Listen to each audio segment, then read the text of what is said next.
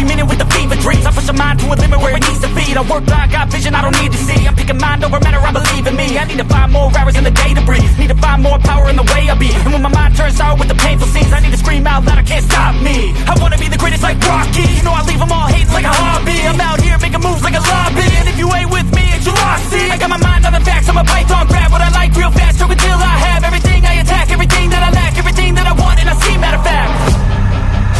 Cause I'm my own worst enemy. Only if I let it be. I can control anything if I can just think carefully. I control my destiny. Deep up in my mind I manifest it. Every morning I wake up obsessed, and everything I do the best. And deep within my mind, you know I'll always manifest it.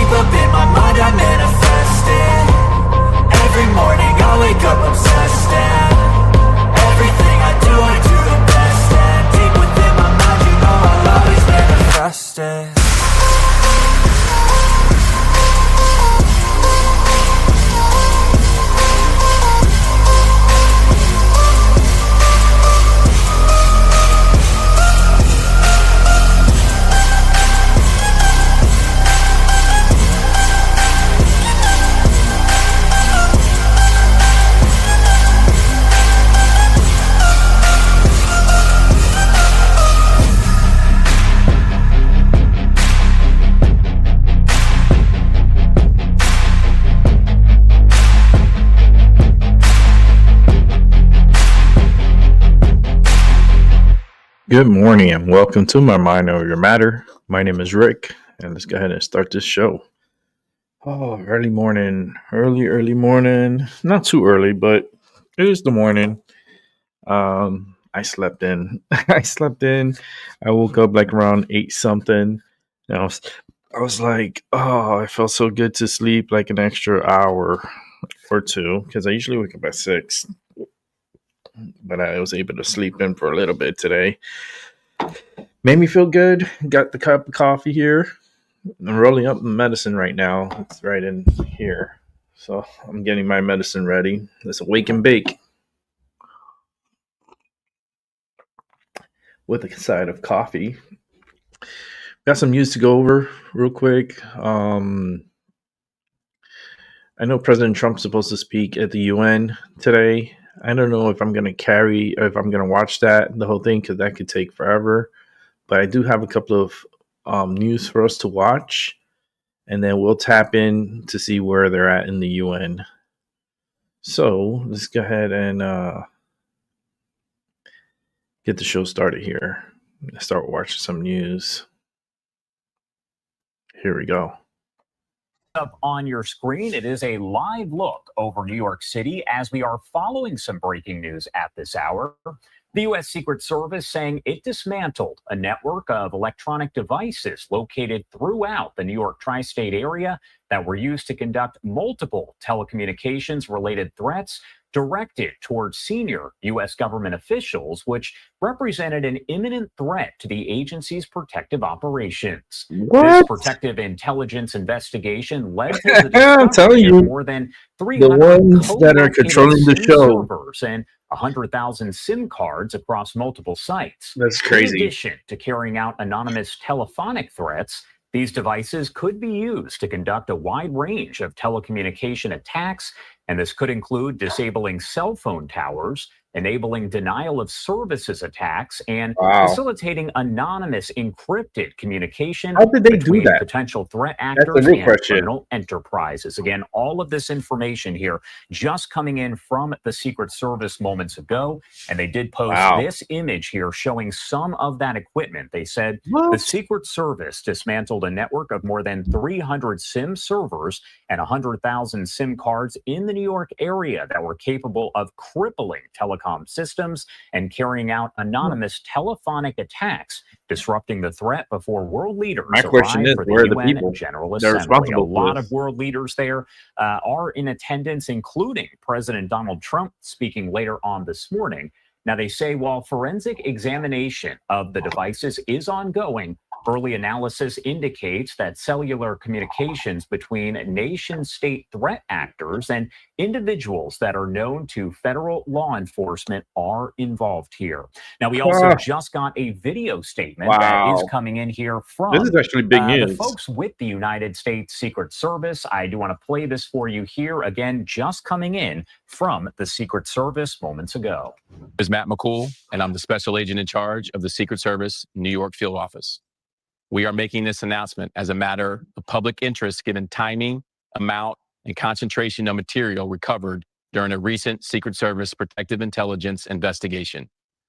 Following multiple telecommunications-related imminent threats directed towards senior U.S. government officials this spring, the U.S. Secret Service began a protective intelligence investigation to determine the extent and impact these threats could have on protective operations.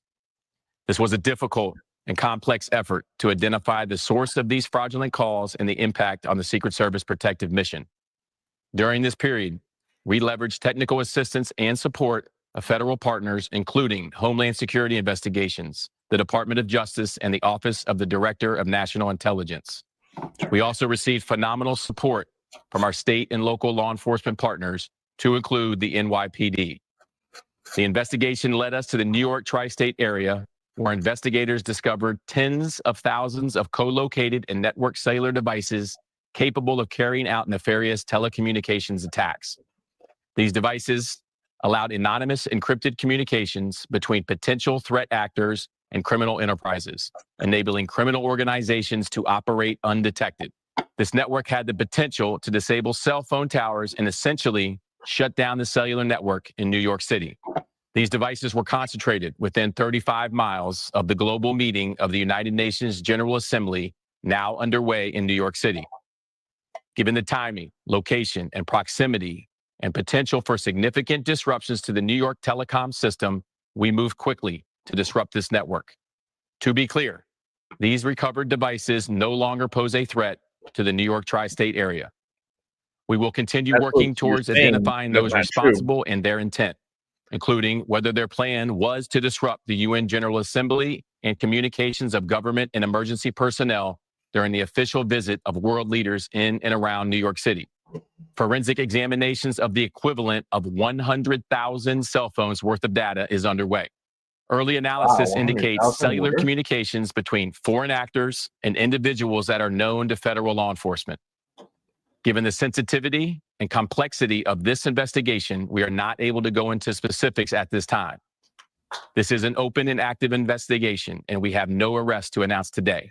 Rather, this announcement is designed to safeguard critical infrastructure and responsibly provide the public what we can at this time. How is there The no Secret arrest? Service will continue to run down all leads until we fully understand the intent of the operation and identify those responsible. How is there no arrest? You have all the equipment, all the stuff, but you have nobody to turn in? That sounds very suspicious. Very, very, very suspicious. Is Trump talking yet? Let me see. Let's go over and check out over here the AP, see if he's talking. States. But those of you having been there, Nah, he ain't talking yet. So let's go ahead and continue on with the show. Let's come over here, check this out. You are being far too kind and generous there, Kinsey. I thought her statement, whilst not it could have been worse, you're right, and we have heard a lot worse from the celebrity class, but it was still inane, it was still asinine, and it was still divorced from reality. It showed what a bubble she exists in. She talked about what a citizen of the world she is and how she lives everywhere, but that statement showed she exists in a very tiny bubble, regardless of where she travels to. Now, I want to speak about the Obamas with you because they were spotted boarding Steven Spielberg's $250 million super yacht in the Italian Riviera. And they were doing this precisely the same time that we had so much of the country watching Charlie Kirk's memorial and being really moved by a significant moment in this country's history. Again, it shows the utter divide. Were there any Democrats, current or past, who we know attended Charlie Kirk's memorial yesterday? No. I looked this up and I couldn't find anyone. I could not find anyone, which was pretty devastating. I mean, I thought Charlie Kirk's memorial was a really edifying and gorgeous display of unity. When Christian artist Phil Wickham sang to a packed stadium, "When I fight, I'll fight on my knees with my hands lifted high. Oh God, the battle belongs to you." That was completely in line with Erica Kirk's message that the right didn't burn down cities after we lost someone that was important to us. We mourned and we turned to God and each other. And the way we dealt with this was through love and prayer. Meanwhile, the Obamas were on Steven Spielberg's yacht debating whether Steven Spielberg could create a movie made about the Obamas that he would be interested in directing and definitely producing. I'd rather watch a movie about Charlie Kirk, but that's just my opinion. I'd rather watch paint dry. This is what's wrong with television and cinema at the moment. There are just so many projects that there is no demand for, but the activists are going to make sure these projects come to fruition. Now, Utah Valley University, where Charlie Kirk was assassinated, had formed the UVU Memorial Committee to create a monument for the conservative activist. Kinsey, surely this is going to happen. Surely there's going to be monuments on university campuses all across the country. You would think at a minimum that is called for. Yeah, I mean, the university shared this news on Monday, stating it would listen to community voices and carefully consider the many perspectives surrounding the memorial. They added that it has already received an outpouring of support, ideas, and suggestions from students, faculty, staff, community members, even business leaders and elected officials. And they emphasized that public input will guide the project's direction. I'm grateful that they're doing this because they could have tried to ignore this horrific moment in history, and instead it seems like they're trying to learn from it. Taylor Swift, we have not spoken about her for a couple of weeks, and people get withdrawal symptoms if you don't address the Swift issue. Now, a process server has been arrested while trying to serve Taylor Swift with deposition papers from Justin Baldoni's legal team at her fiance's Travis Kelce's home. Kinsey, tell me more about this. You know, you say it that way and you're like, oh my gosh, how unfair, how unjust. However, the guy was charged with jumping the fence onto a private residence in a private neighborhood at around 2 a.m. This happened on September 15th. Okay. Sounds like he went above and beyond, allegedly trying to serve Taylor Swift. It's, 2 a.m. is my cutoff when trying to serve pop stars, but what a wild story. That is a wild story. I've got to say, he's lucky he did not get shot getting up to these antics at 2 a.m. Kinsey Schofield, it's always a pleasure. Thanks for your time tonight. Thank you. Crazy. Let's keep it moving. Let's go to Hannity. Hannity, and big breaking news tonight out of Los Angeles, where ABC Disney has announced Jimmy Kimmel will be back on the air tomorrow. Now, Disney says in a statement that Kimmel's comments about Charlie Kirk's alleged assassin were, quote, ill-timed and thus insensitive, and they are bringing him back after so-called thoughtful conversations. Oh, in other words, it was Disney's decision not Donald Trump's decision like the left has been lying to you about, and as we on this program have been telling you about from the very beginning. Now, we have full coverage and an analysis I promise you won't get anywhere else that's coming up this hour. But first, tonight we begin in Glendale, Arizona, at a place called State Farm Stadium. It is the home field of the Arizona Cardinals. It hosted multiple Super Bowls, college football championships, even the March Madness Final Four. The place seats over 60,000 people, and it's been sold out for big events like those plenty of times. But yesterday, State Farm Stadium was full once again, packed to the rafters, not for a game, not for a concert, but instead for one of the most beautiful, deep, and profound outpourings of love and faith that this country has seen in God knows how long, decades. And between the stadium itself and an overflow arena, over 100,000 plus people gathering in Glendale yesterday to pay tribute to the life, the legacy, and the good cheer of Charlie Kirk. They sang together. They prayed together. They were able to hear from the people who knew and loved Charlie the most, including some of the most important people in our country, like the president himself, who gave this beautiful tribute to Charlie Kirk. Take a look. Less than 2 weeks ago, our country was robbed of one of the brightest lights of our times, a giant of his generation, and above all, a devoted husband, father, son, Christian, and patriot. He was assassinated because he lived bravely, he led boldly, and he argued brilliantly without apology. He did what was right for our nation. I know I speak for everyone here today when I say that none of us will ever forget Charlie Kirk, and neither now will history.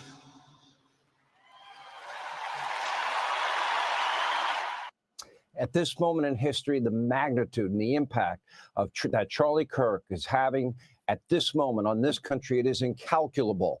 And for all the famous faces that gathered to pay tribute to Charlie, the most powerful moment of those many hours yesterday came from his widow, Erica, who showed she is living out the deep and true Christian faith that she and Charlie shared in the most beautiful, unbelievable, unexpected way possible, forgiving her late husband's assassin. Take a look. My husband, Charlie, he wanted to save young men, just like the one who took his life. That young man on the cross, our Savior said,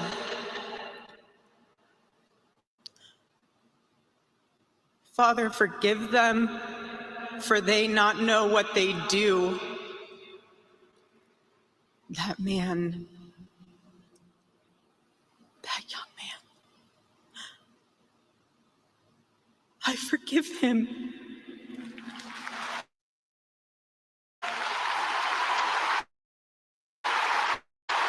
I forgive him because it was what Christ did and is what Charlie would do. In that moment, Charlie's memorial service even brought President Trump and Elon Musk back together for a few moments, something that Charlie himself had pledged that he would try to do. As Elon and the White House said, it was all for Charlie. Now, all of this collectively is a reminder that times like these, it absolutely brings out the best in people. All of those people yesterday, all the people watching at home, and seeing this, we are seeing a public outpouring of faith and love and patriotism, compassion that this nation has not experienced in a very, very, very long time. Yet, sadly, simultaneously, this moment is also bringing out the absolute worst in people. Democrats, the legacy media mob, their radical allies, their supporters on the left, they have not risen to the occasion. In fact, they have stooped even lower. 58 Democrats voting against a resolution to honor Charlie's life last week. Many continue smearing him, demonizing him, attacking President Trump, still endangering his life yet again, calling him a racist, fascist, Hitler over and over and over and over again. Wash, rinse, repeat. We hear it every day. Here is just a small sampling of the leftist hate that simply just they will not go away. There will be no introspection, no self-reflection, no course correction. Take a look. His rhetoric and beliefs were ignorant, uneducated, and sought to disenfranchise millions of Americans. One of the things I do want to point out that's not been laid out that honestly hurts my heart is when I saw the no votes, there were only 2 Caucasians. For the most part, the only people that voted no were people of color, because the rhetoric that Charlie Kirk continuously put out there was rhetoric that specifically targeted people what is she of color. doing? And so it is unfortunate that even our colleagues What is she cannot doing? see how harmful his rhetoric was when we see them trying to chill speech of jokesters, when we're seeing all of this. That is a playbook out of Hitler, and I won't deny it. Like, these are the facts. But I do believe he was a reprehensible, hateful man. Like, that is my view of the words that he has said about every single identity that I belong to. Here we go. She don't even watch him. A father and a husband, and every other name you can call him. And we're back to the Hitler analogies. The things they are saying not only are materially false. Charlie Kirk was famous for giving his opponents a microphone to refute them with facts. Usually they didn't have any. And just, you're a fascist, you're a racist. Okay, give me one example. You're a fascist, you're a racist. One example, same thing. Wash, rinse, repeat again. Tell you that the left, they're doing the same thing. Lash out in anger because they can't win the argument. They see people drawn together by Charlie's legacy. They see people comforted by God and faith. They see people empowered to build a better future, and they have nothing to respond with besides vitriol, hate, a few cruel jokes. The distinction, the difference, between what has happened on the right and the left over these 12 transformational days cannot be more profound. Hey, Sean Hannity here. Hey, That's click crazy. here to subscribe. I mean, it's the whole world's going fucking bonkers. It's just is what it is. Let's see, where can we go next? Let's check out this. I got 2 on Jimmy Kimmel. We're gonna go back to back on Jimmy. Welcome back and live now. I'm Austin Westfall. ABC will reinstate Jimmy Kimmel Live after criticism over comments that Kimmel made about the conversation surrounding Charlie Kirk's shooter. Kimmel last week saying, quote, "Many in MAGA land are working very hard to capitalize on the murder of Charlie Kirk, and that the MAGA gang was desperately trying to characterize this kid who murdered Charlie Kirk as anything other than one of them," unquote. ABC now today releasing the following statement saying, "Last Wednesday, we made the decision to suspend production on the show to avoid further inflaming a tense situation at an emotional moment for our country. It is a decision that we made because we felt some of the comments were ill-timed and thus insensitive." The company also saying, "We've spent the last days having thoughtful conversations with Jimmy, and after those conversations, we reached the decision to return the show on Tuesday." Sharon Waxman is here. Sharon is the editor-in-chief and founder of The Wrap. Sharon, late last week, your sources were telling you that ABC wanted to resolve this within days, not weeks, and you were right. Did it always seem like ABC wanted to bring Kimmel back eventually? Was that what your sources were telling you? Yeah, they were insistent every time that we spoke to them that the show was not canceled. And in fact, they said the show wasn't even suspended, that it was just, I don't know what the word they used was even, it was just preempted, I think was the word that they used, by the events and the emotions around the events and the response to that monologue that you mentioned. But they made very clear that they were not intending to cancel the show and were looking to find a path back, and we're actively working on it. And my reporting today suggests that they worked on that, just that outcome all weekend. And again, today with Bob Iger and Dana Walden, the CEO of Disney and the head of ABC, meeting with Jimmy Kimmel. So a spokesperson for Turning Point said that Disney and ABC caving and allowing Kimmel back on the air is not surprising, but it's their mistake to make. Nexstar and Sinclair do not have to make the same choice.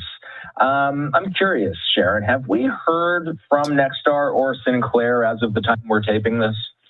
Well, we've reached out to them and we've not heard from Sinclair. We have heard back from Nexstar that they have no comment.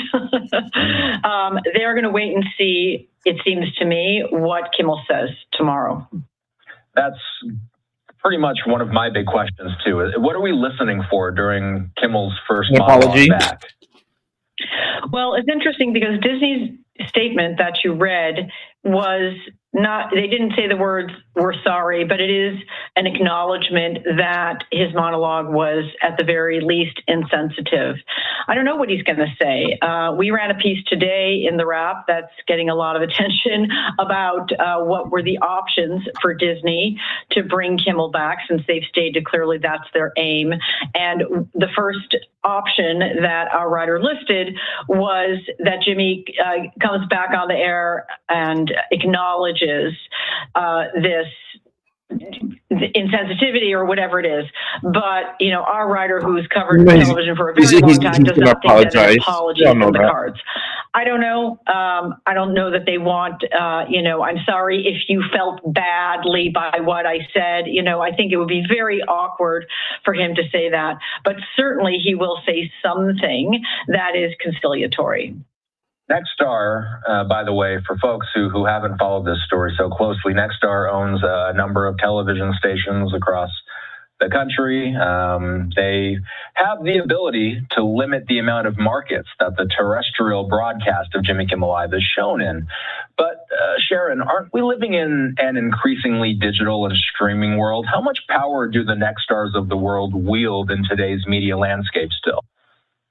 Right now, they do wield a fair amount of power, but Disney is not without leverage in that relationship, too. They can take action if Nexstar decides to pull one of their flagship shows off the air.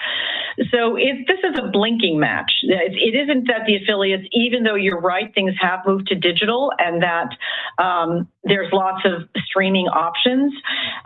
It's still true that broadcast is the single biggest simultaneous audience that you're going to find, and that those affiliates are valuable. But, you know, it's a two-way street, and so we'll see who blinks, if either. Yeah. Have we heard from FCC Chair Brendan Carr as of the time we're taping this?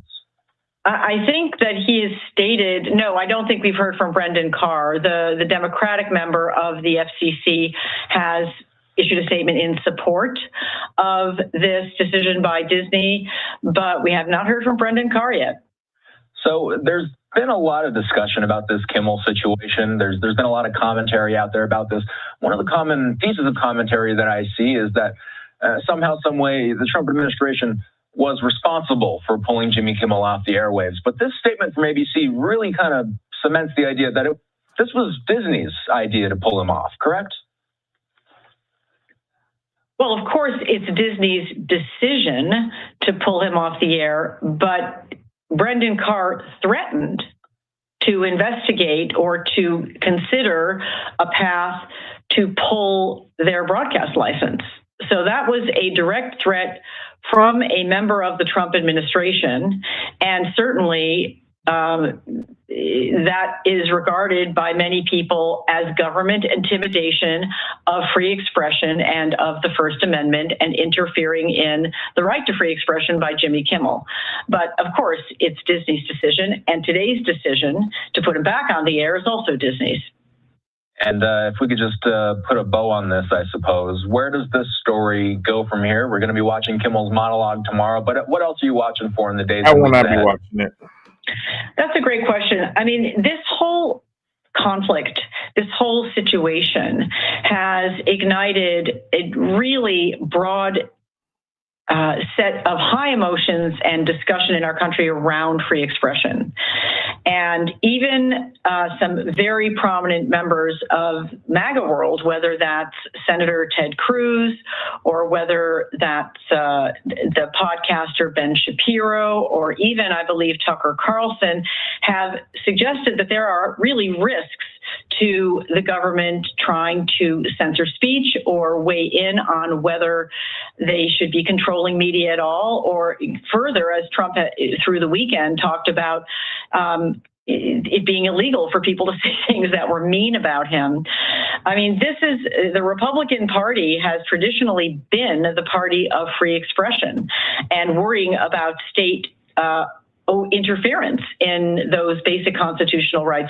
So I would expect that this is going to continue to be a very difficult topic that we're debating in our country, not just between the parties, but within the Republican Party itself and within the power structure of the Trump administration, who it seems is interested in pushing the line with many of the media companies, not just Disney.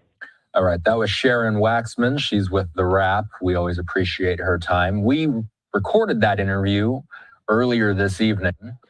Since her and I had that conversation, we have heard from Sinclair Broadcast Group. They say, beginning Tuesday night, Sinclair will be preempting Jimmy Kimmel Live across our ABC affiliate stations and replacing it with news programming. Discussions with ABC are ongoing as we evaluate the show's potential return. That means they're not showing his show on Sinclair Network. That's pretty good, Sinclair. Let's go ahead and continue listening to some more news on Jimmy Kimmel. Community standing up for the rights of Jimmy Kimmel and all people who speak in public, entertainers and we're journalists and all of them. And it worked, at least with the head of Disney. And it makes good sense because they would have won in court. One thing that gets lost in this, you do not lose your First Amendment rights because you have a broadcast license. Supreme Court has been clear on this. The government cannot take your license because of speech they don't like. The liberal media coming to the defense of Disney and their decision to allow Jimmy Kimmel's show to go on. Let's bring in political media personality Emily Wilson and political commentator Brylan Hollihan. Thank you both for coming on. Brylan, to you first. I mean, Jimmy Kimmel has the right to say whatever he wants, but he does not have the right to say whatever he wants on ABC. That's the catch of this whole thing. What do you think about that comment? We were spot on, Trace. And Jimmy Kimmel's return is good news for small businesses all across this nation, as I think the liberals were prepared with their pitchforks to start rioting and looting some of these downtown major cities if we saw this vacation for Jimmy Kimmel continue any longer. I was actually rooting for ABC here. I thought that this was going to be finally their clean opportunity to wash their hands free of Jimmy Kimmel, who has been wasting them millions of dollars for the last decade. Genuinely, Disney makes better views off of Mickey Mouse reruns than they do off of Jimmy Kimmel's tapings every night. I mean, this is an unfortunate state in the country right now, but I guess we'll see Jimmy Kimmel back on air. Ratings plummeting tomorrow night. The interesting thing about this is that now he's off in 38 major cities across the country, and you think ratings were down a couple of weeks ago. Wait until you see what they are a couple of weeks from now. Kamala Harris made her first big national interview tonight on the Rachel Maddow show, and she said this about the whole Jimmy Kimmel thing. Watch. I mean, talk about the power being with the people and the people making that clear with their checkbooks. As it relates to the suspension of Jimmy Kimmel. We saw the power of the people over the last few days, and it spoke volumes and it moved a decision in the right direction. Kind of makes me happy. I can't really still understand exactly what the point she's trying to get at here, but she's trying to think Jimmy Kimmel's making a bunch of money and that ABC's got to put him back on the air. They're going to lose money. He's losing money. The show is losing money. Emily. What I love about her is she just says a whole lot of nothing every time she talks. I know she's coming out with, I think, her book, 170 Days or whatever it is. And I was like, I bet there's never been a ghostwriter in history that has been that stressed out, because she can't even make a coherent sentence. I know she is not writing a book, but it's so funny. They actually, Trump personally took him off. I also think it's funny because what about the left when they're like, eat the rich? I'm like, he's worth like $50 million, you guys. If there's anyone you should feel bad for, it's not him. His rating, he's not funny. His ratings aren't good. And also like no one violated anything. Trump did not go attack him personally. I just think it's so funny. He's just not funny. No one wants to listen to him or watch him anymore. It's very simple. I think he's worth a lot more than $50 million. You got to be worth a couple of $100 million. Been doing it for a long time. Brylan, back to you. Kamala, she can't go on a national show and not comment about the president of the United States. Watch. Right now, we are dealing with, as I called him at my speech on the ellipse, a tyrant We used to compare the strength of our democracy to communist dictators. That's what we're dealing with right now, Donald Trump. She's so and stupid. These titans of industry She's so are stupid. not speaking up. And people listen to her. Perhaps it is because his threats and the way he has used the weight of the federal government to take out vengeance on his critics is something that they fear. If you're looking for original content, Brylan, you got to look to Kamala Harris, because calling Trump a dictator is I haven't heard that before. You know, I am fed up, Trace, with the Democrats telling us to turn the temperature down in this nation and then continuing to compare Republicans to Hitler. This is what got us into this position of the country today. But I want to be extremely clear that every single time that Kamala Harris opens her mouth, the Republican Party gains more voters. So we encourage Kamala Harris to continue her press tour, to continue her speaking tour, to go to college campuses and continue to talk to young people, because every single time that she speaks to the next generation, Republicans flood in this direction. And it's a great, great move for our party. Yeah. Finally, Ben Shapiro calling Charlie Kirk a right-wing warrior. But the reality, of course, that Charlie was, in fact, a right-wing warrior, and pretending otherwise would be silly.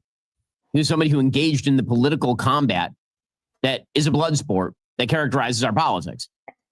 And, you know, again, I think that pretending that Charlie was some sort of apolitical figure would be to ignore part of his legacy, which is that he was a very partisan fighter in a very partisan time.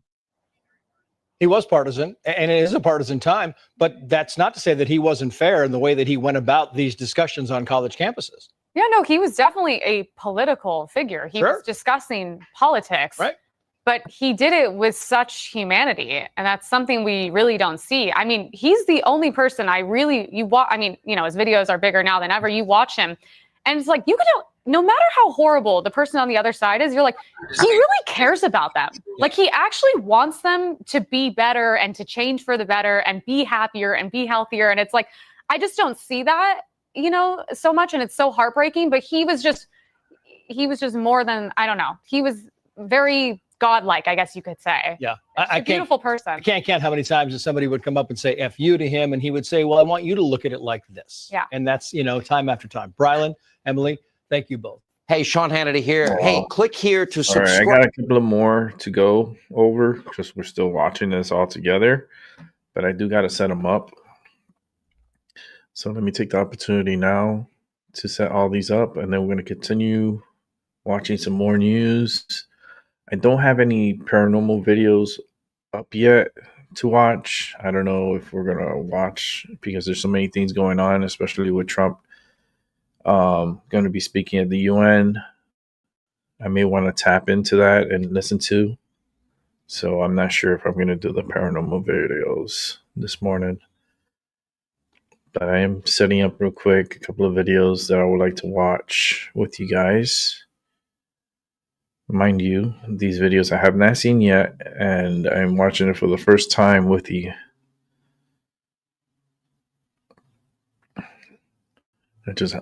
Trump is speaking right now. So let me back up a little bit, and we're going to listen to Trump speak. He's been speaking for a few minutes now, like 4 minutes. So let's go back. Let's go ahead and tap in here. Give me 1 second to set this up. I'm going to listen to Trump speak at the UN. So give me 1 sec. Let me put up the volume. Let me move it up a little bit because he does come out. There he is. There's President Trump speaking at the UN. We're just 4 minutes behind. Thank you very much. Very much appreciated. Yeah, like almost 5 minutes behind. Mind making this speech without a teleprompter because the teleprompter is not working. I feel very happy to be up here with you nevertheless. And that way you speak more from the heart. I can only say that whoever's operating this teleprompter is in big trouble. Don't pay him.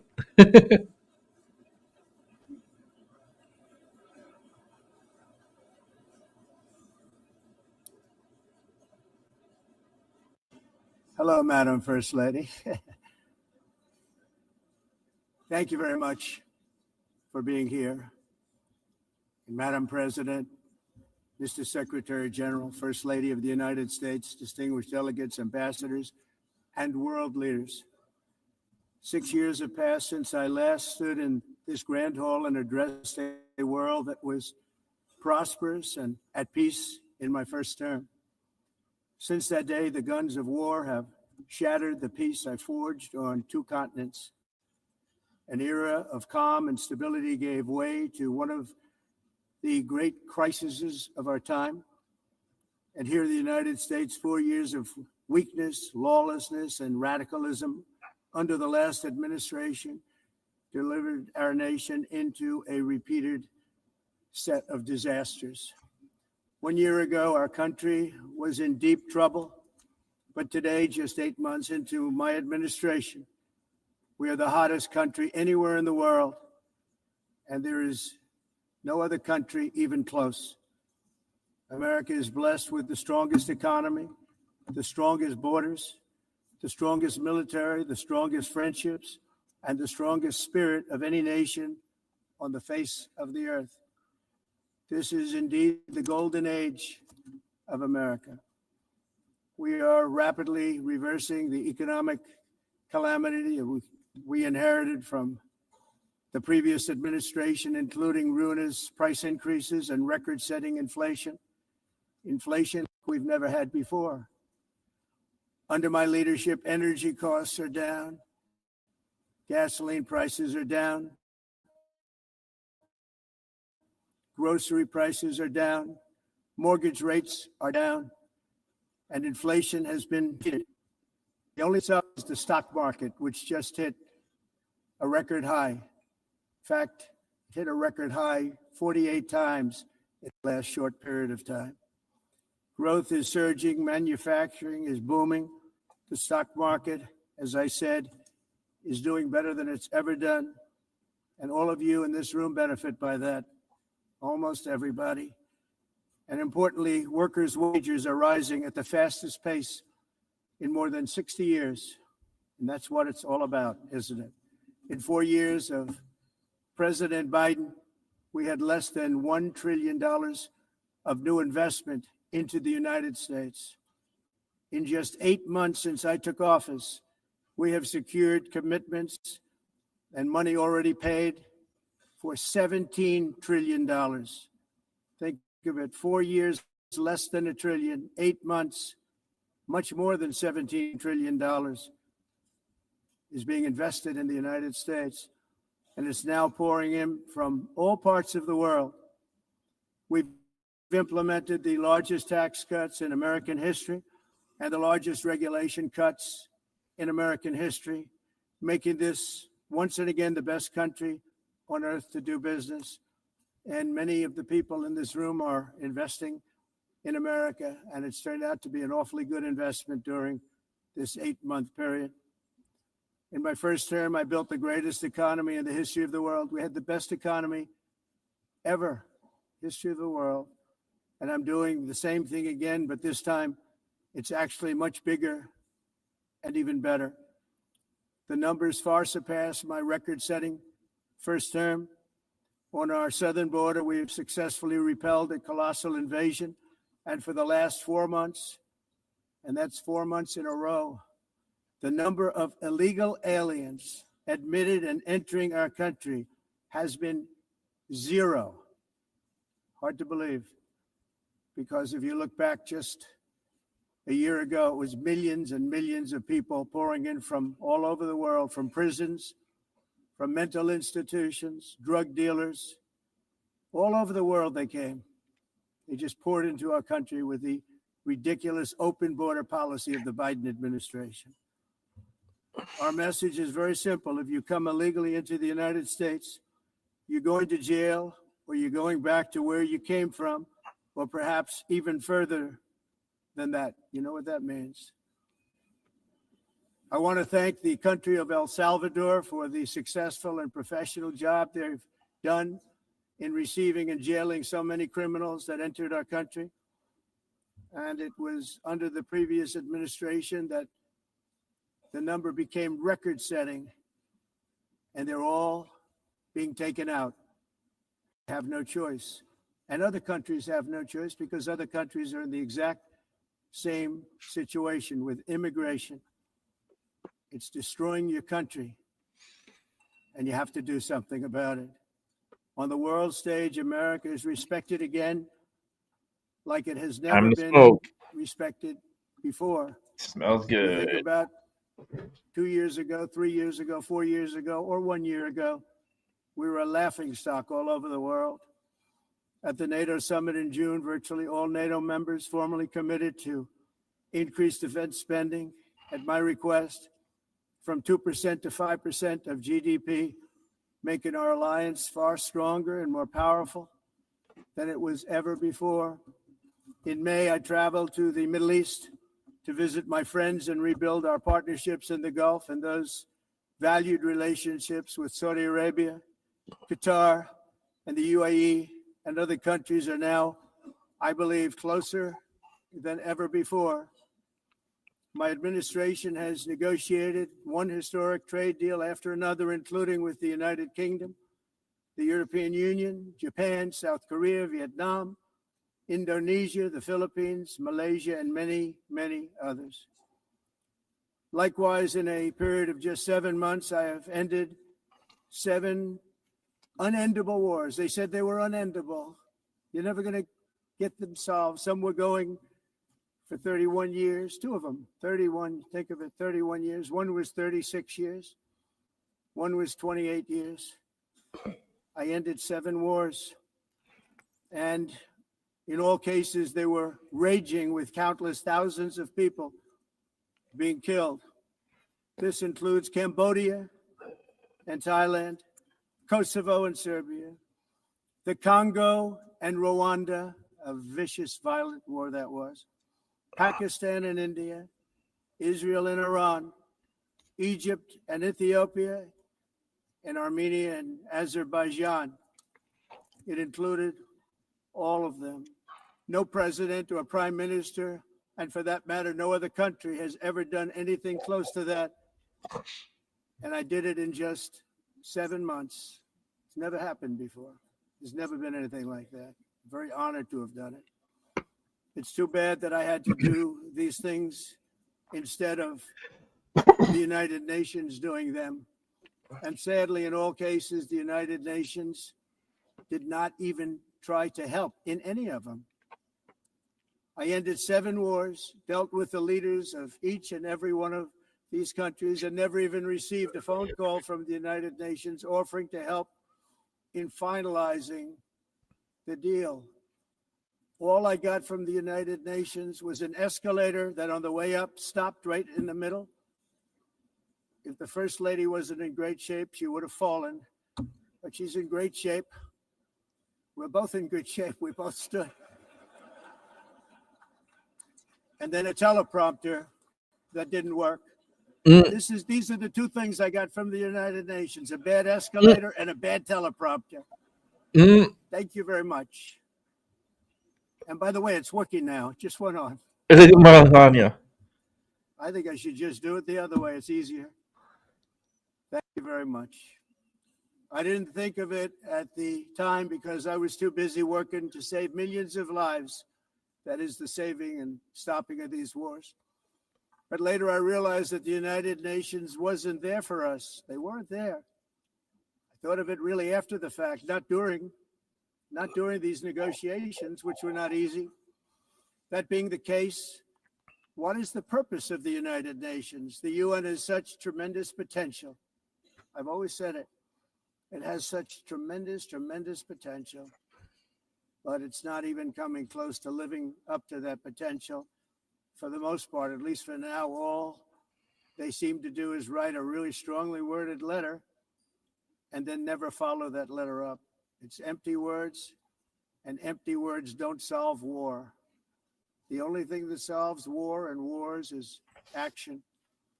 Now, after ending all of these wars and also earlier negotiating the Abraham Accords, which is a very big thing for which our country received no credit, never receives credit.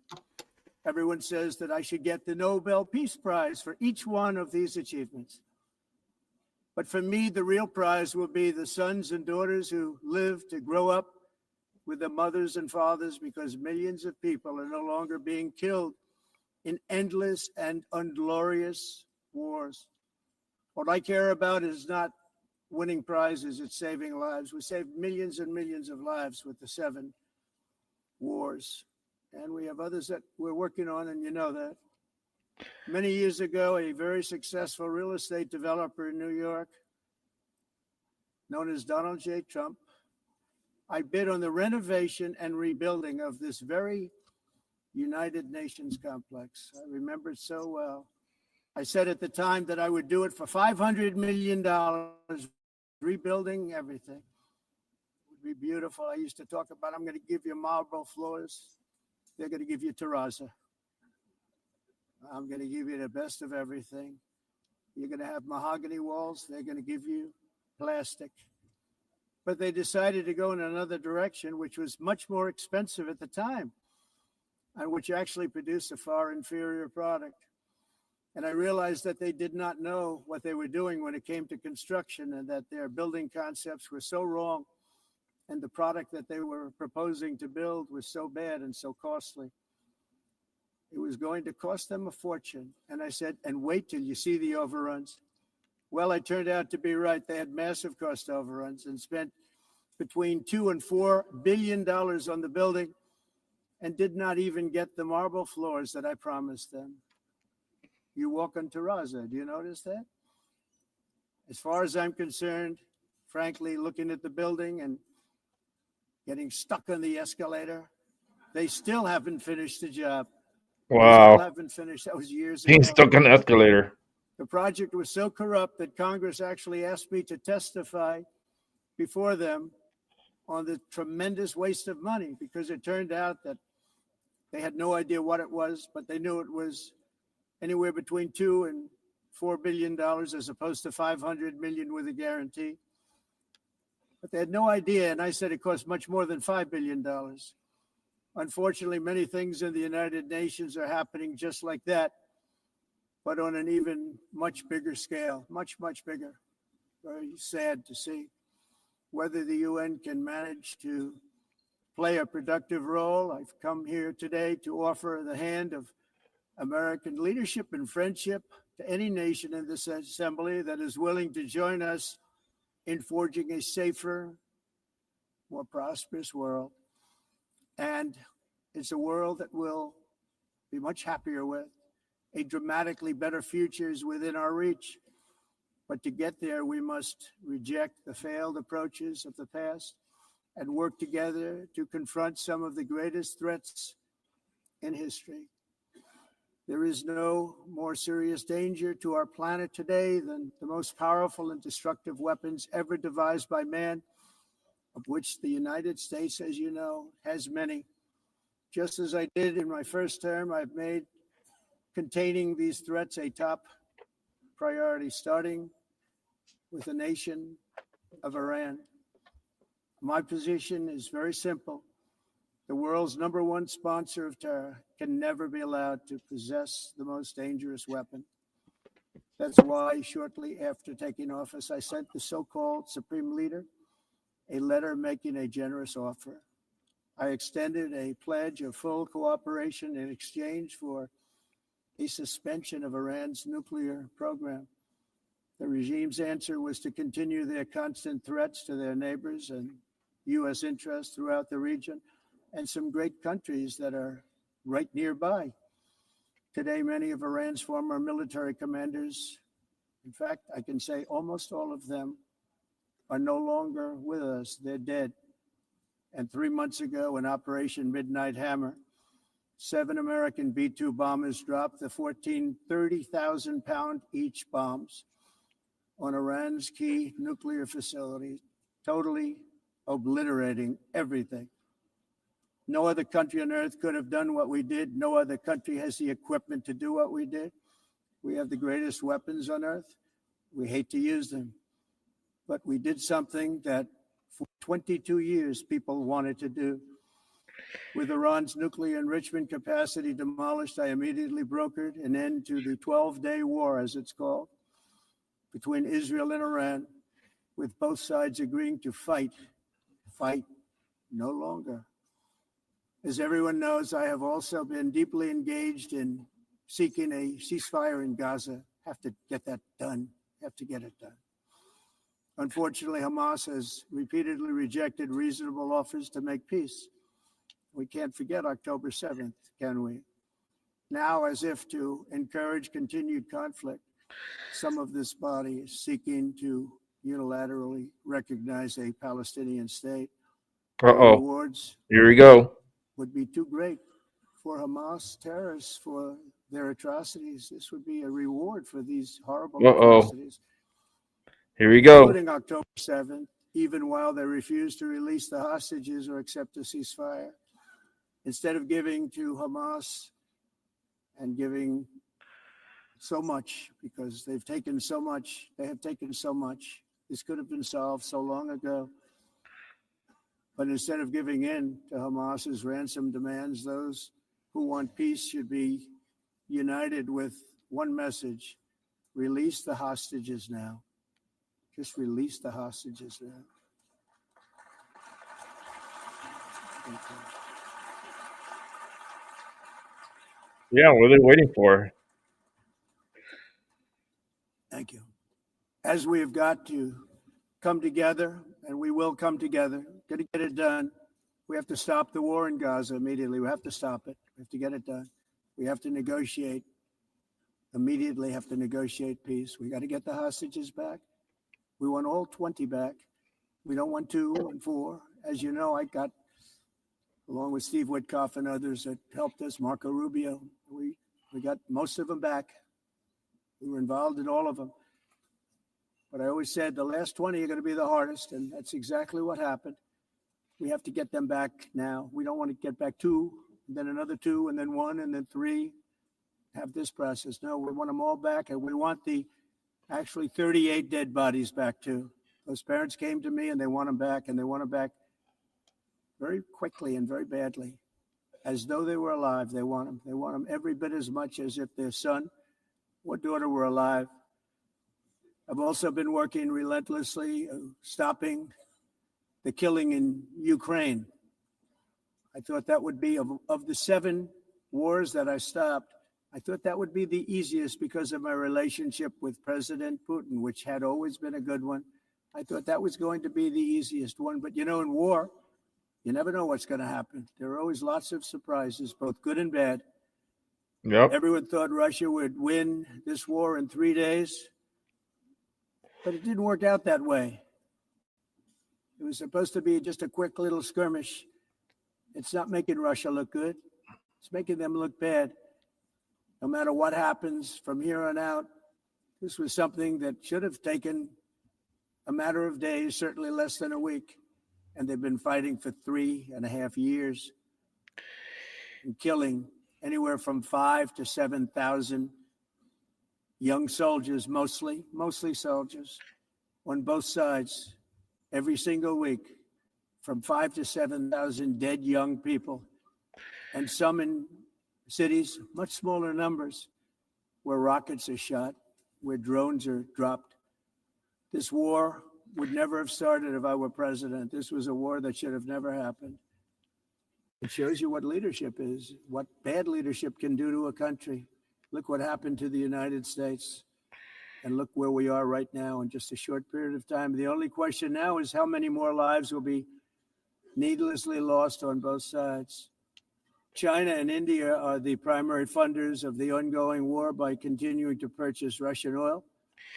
But inexcusably, even NATO countries have not cut off much Russian energy and Russian energy products, which, as you know, I found out about 2 weeks ago, and I wasn't happy. Think of it. They're funding the war against themselves. Who That's the hell funny. ever heard of that one? Damn. In the event that Russia is Trump not is ready to dropping make a some deal truth bombs. to end the war, then the United States is fully prepared to impose a Wow. very strong round of powerful tariffs, which would stop the bloodshed, I believe, very quickly. But for those tariffs to be effective, European nations, all of you are gathered here right now, would have to join us in adopting the exact same measures.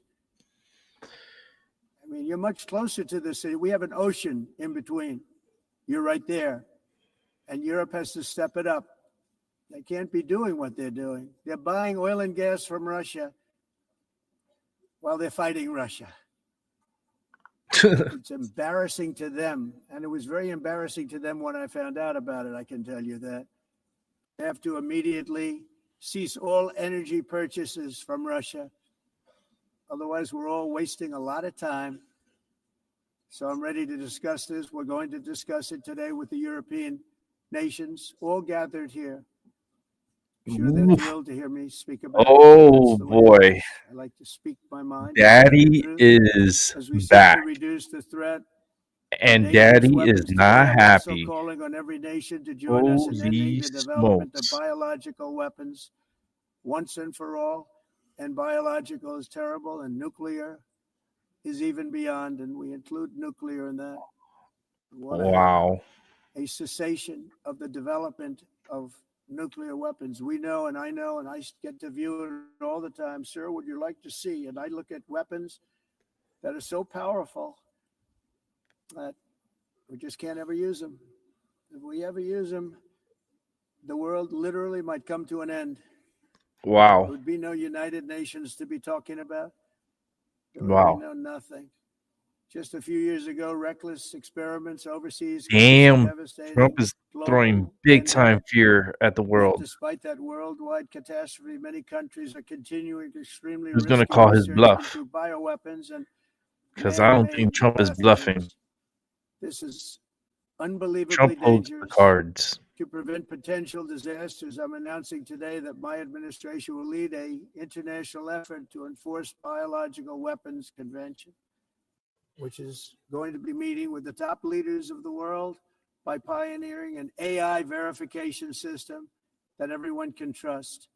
Hopefully the UN can play a constructive role, and it will also be one of the early projects under AI. Let's see how good it is, because a lot of people are saying it could be one of the great things ever, but it also can be dangerous, but it could be put to tremendous use and tremendous good. And this would be an example of that. The problem is anything Not connected only to is the the UN internet can not be solving manipulated. the problems it should, too often, it's actually creating new problems for us to solve.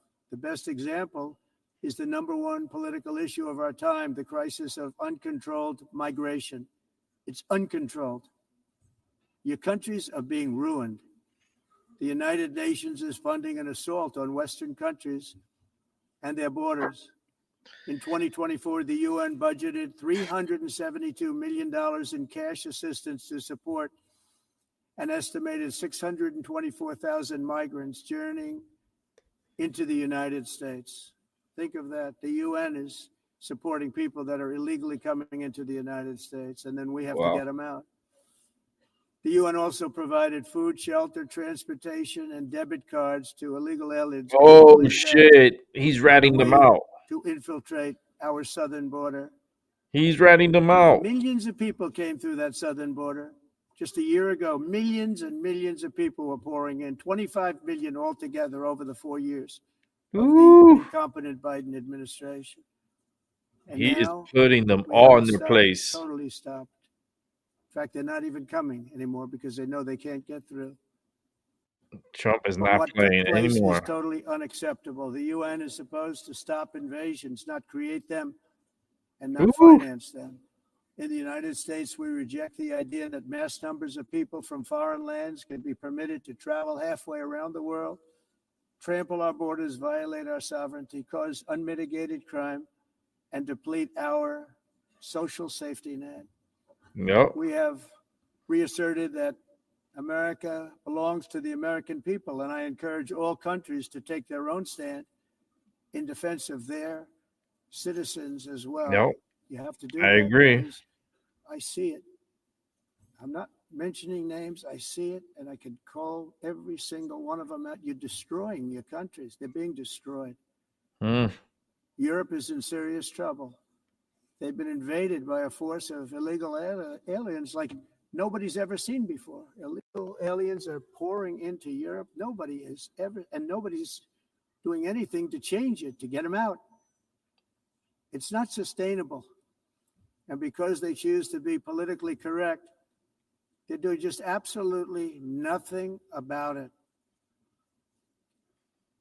And I have to say, I look at London, where you have a terrible mayor, terrible mayor. And it's been so changed. Now they want to go to Sharia law, but you're in a different country. You can't do that. Both the immigration and their suicidal energy ideas will be the death of Western Europe if something is not done immediately. This cannot be sustained. What makes the world so beautiful is that each country is unique. But to stay this way, every sovereign nation must have the right to control their own borders. You have the right to control your borders, as we do now, and to limit the sheer numbers of migrants entering their countries and paid for by the people of that nation that were there and that built that particular nation at the time. They put their blood, sweat, tears, money into that country, and now they're being ruined. Proud nations must be allowed to protect their communities and prevent their Deport them societies all. from being overwhelmed by people they have never You seen got to be before, deported. with different customs, religions, with different everything. That's the reason why we have passports. Lodge You know what I false mean? asylum claims or claimed That's the reason why refugee we have status for passports. So we could go illegitimate visit your reasons. country They should, in many cases, and be then and immediately spend sent money home. to help your And economy. while we will always have a big heart for places We don't go in there people and that are just struggling and walk truly in through your compassionate, borders. answers will That's crazy. be given. We have to solve the problem, and we have to solve it in their countries, not create new problems in our countries. And we are very helpful to a lot of countries that are just not able to send their people anymore. They used to send them to us in caravans of 25, 30,000 people each. These massive caravans of people pouring into our country, totally unchecked and unvetted. But not anymore. According to the Council of Europe in 2024, almost 50% of inmates in German prisons were foreign nationals or migrants. In Austria, the number was 53% of the people in prisons were from places that weren't from where they are now. In Greece, the number was 54%. And in Switzerland, beautiful Switzerland, 72% of the people in prisons are from outside of Switzerland. When your prisons are filled with so-called asylum seekers who repaid kindness, and that's what they did. They repaid kindness with crime. It's time to end the failed experiment of open borders. You have to end it now. See, I can tell you, I'm really good at this stuff. Your countries are going to hell. In America, we've taken bold action to swiftly shut down uncontrolled migration. Once we started detaining and deporting everyone who crossed the border and removing illegal aliens from the United States, they simply stopped coming. They're not coming anymore. We're getting a lot of credit, but they're not coming anymore. This was a humanitarian act for all involved, because on the trips up, thousands of people a week were dying. Women were being raped. Nobody's ever seen anything like it. Raped, horribly beaten, raped. On the trip up, the journey up, it was a long walk. It was a long, arduous journey, indeed. And it was also a historic victory against human trafficking throughout the region. What we did was a victory, and we saved so many lives of people that wouldn't make the journey. That journey was loaded up with death. Loaded up with death. Dead bodies all along the roads of jungles to get up. They go through jungles, they go through areas so hot you couldn't breathe. They were dying of suffocation, areas so hot that you couldn't breathe. Dead bodies all over. By them not coming, we're saving tremendous numbers of lives. My people have done a fantastic job in doing what they did, and the American public agrees with it. I mean, I was very proud to see this morning I have the highest poll numbers I've ever had. Part of it is because of what we've done on the border. I guess the other part is what we've done in the economy. Joe Biden's policies empowered murderous gangs, human smugglers, child traffickers, drug cartels, and prisoners from all over the world. The previous administration also lost nearly 300,000 children. Think of that. They lost more than 300,000 children, little children, who were trafficked into the United States on the Biden watch, many of whom have been raped, exploited, and abused, and sold. Nobody talks about that. The fake news doesn't write about it. With many others, young children who are missing or dead. And we found a lot of these children and we're sending them back, and we've been sending them back to their parents. They said, nobody knows who they are. They said, where do you come from? And they'll give us a country and we'll find out and we'll figure it out and we'll bring them back to their homes. And the mother and father rush to the door and their tears in their eyes. They can't believe that they're seeing their son or daughter, their little son or daughter again. We've done almost 30,000 of them so far. Any system that results in the mass trafficking of children is inherently evil. Yet that is exactly what the globalist migration agenda has done, and it's what it's all about. In America, those days, as you know, are over. The Trump administration is working, and we are continuing to work to track down the villains that are causing this problem. And also, as I said, to get back the 30,000 we've already returned. Now I think we're going to have another. We're going to find a lot. You're not going to find all of them. 300, more than 300,000. They're lost or they're dead. They're lost or they're dead because of the animals that did this. To protect our citizens, I've also designated multiple savage drug cartels as far as and you see this, and you see it happening right before your eyes. Let's put it this way. People don't like taking big loads of drugs in boats anymore. There aren't too many boats that are traveling on the seas by Venezuela. They tend not to want to travel very quickly anymore. And we've virtually stopped drugs coming into our country by sea. We call them the water drugs. They kill hundreds of thousands of people. I've also designated multiple savage drug cartels as far as foreign terrorist organizations, along with two bloodthirsty transnational gangs, probably the worst gangs anywhere in the world, MS-13 and Tren de Aragua. Tren de Aragua is from Venezuela, by the way. Such organizations torture, maim, mutilate, and murder with impunity. They're the enemies of all humanity. For this reason, we've recently begun using the supreme power of the United States military to destroy Venezuelan terrorists and trafficking networks led by Nicolas Maduro. To every terrorist thug smuggling poisonous drugs into the United States of America, please be warned that we will blow you out of existence. That's what we're doing. We have no choice. Can't let it happen. They're destroying. I believe we lost 300,000 people last year to drugs, 300,000. Fentanyl and other drugs. Each boat that we sink carries drugs that would kill more than 25,000 Americans. We will not let that happen. Energy is another area where the United States is now thriving like never before. We're getting rid of the falsely named renewables. By the way, they're a joke. They don't work. They're too expensive.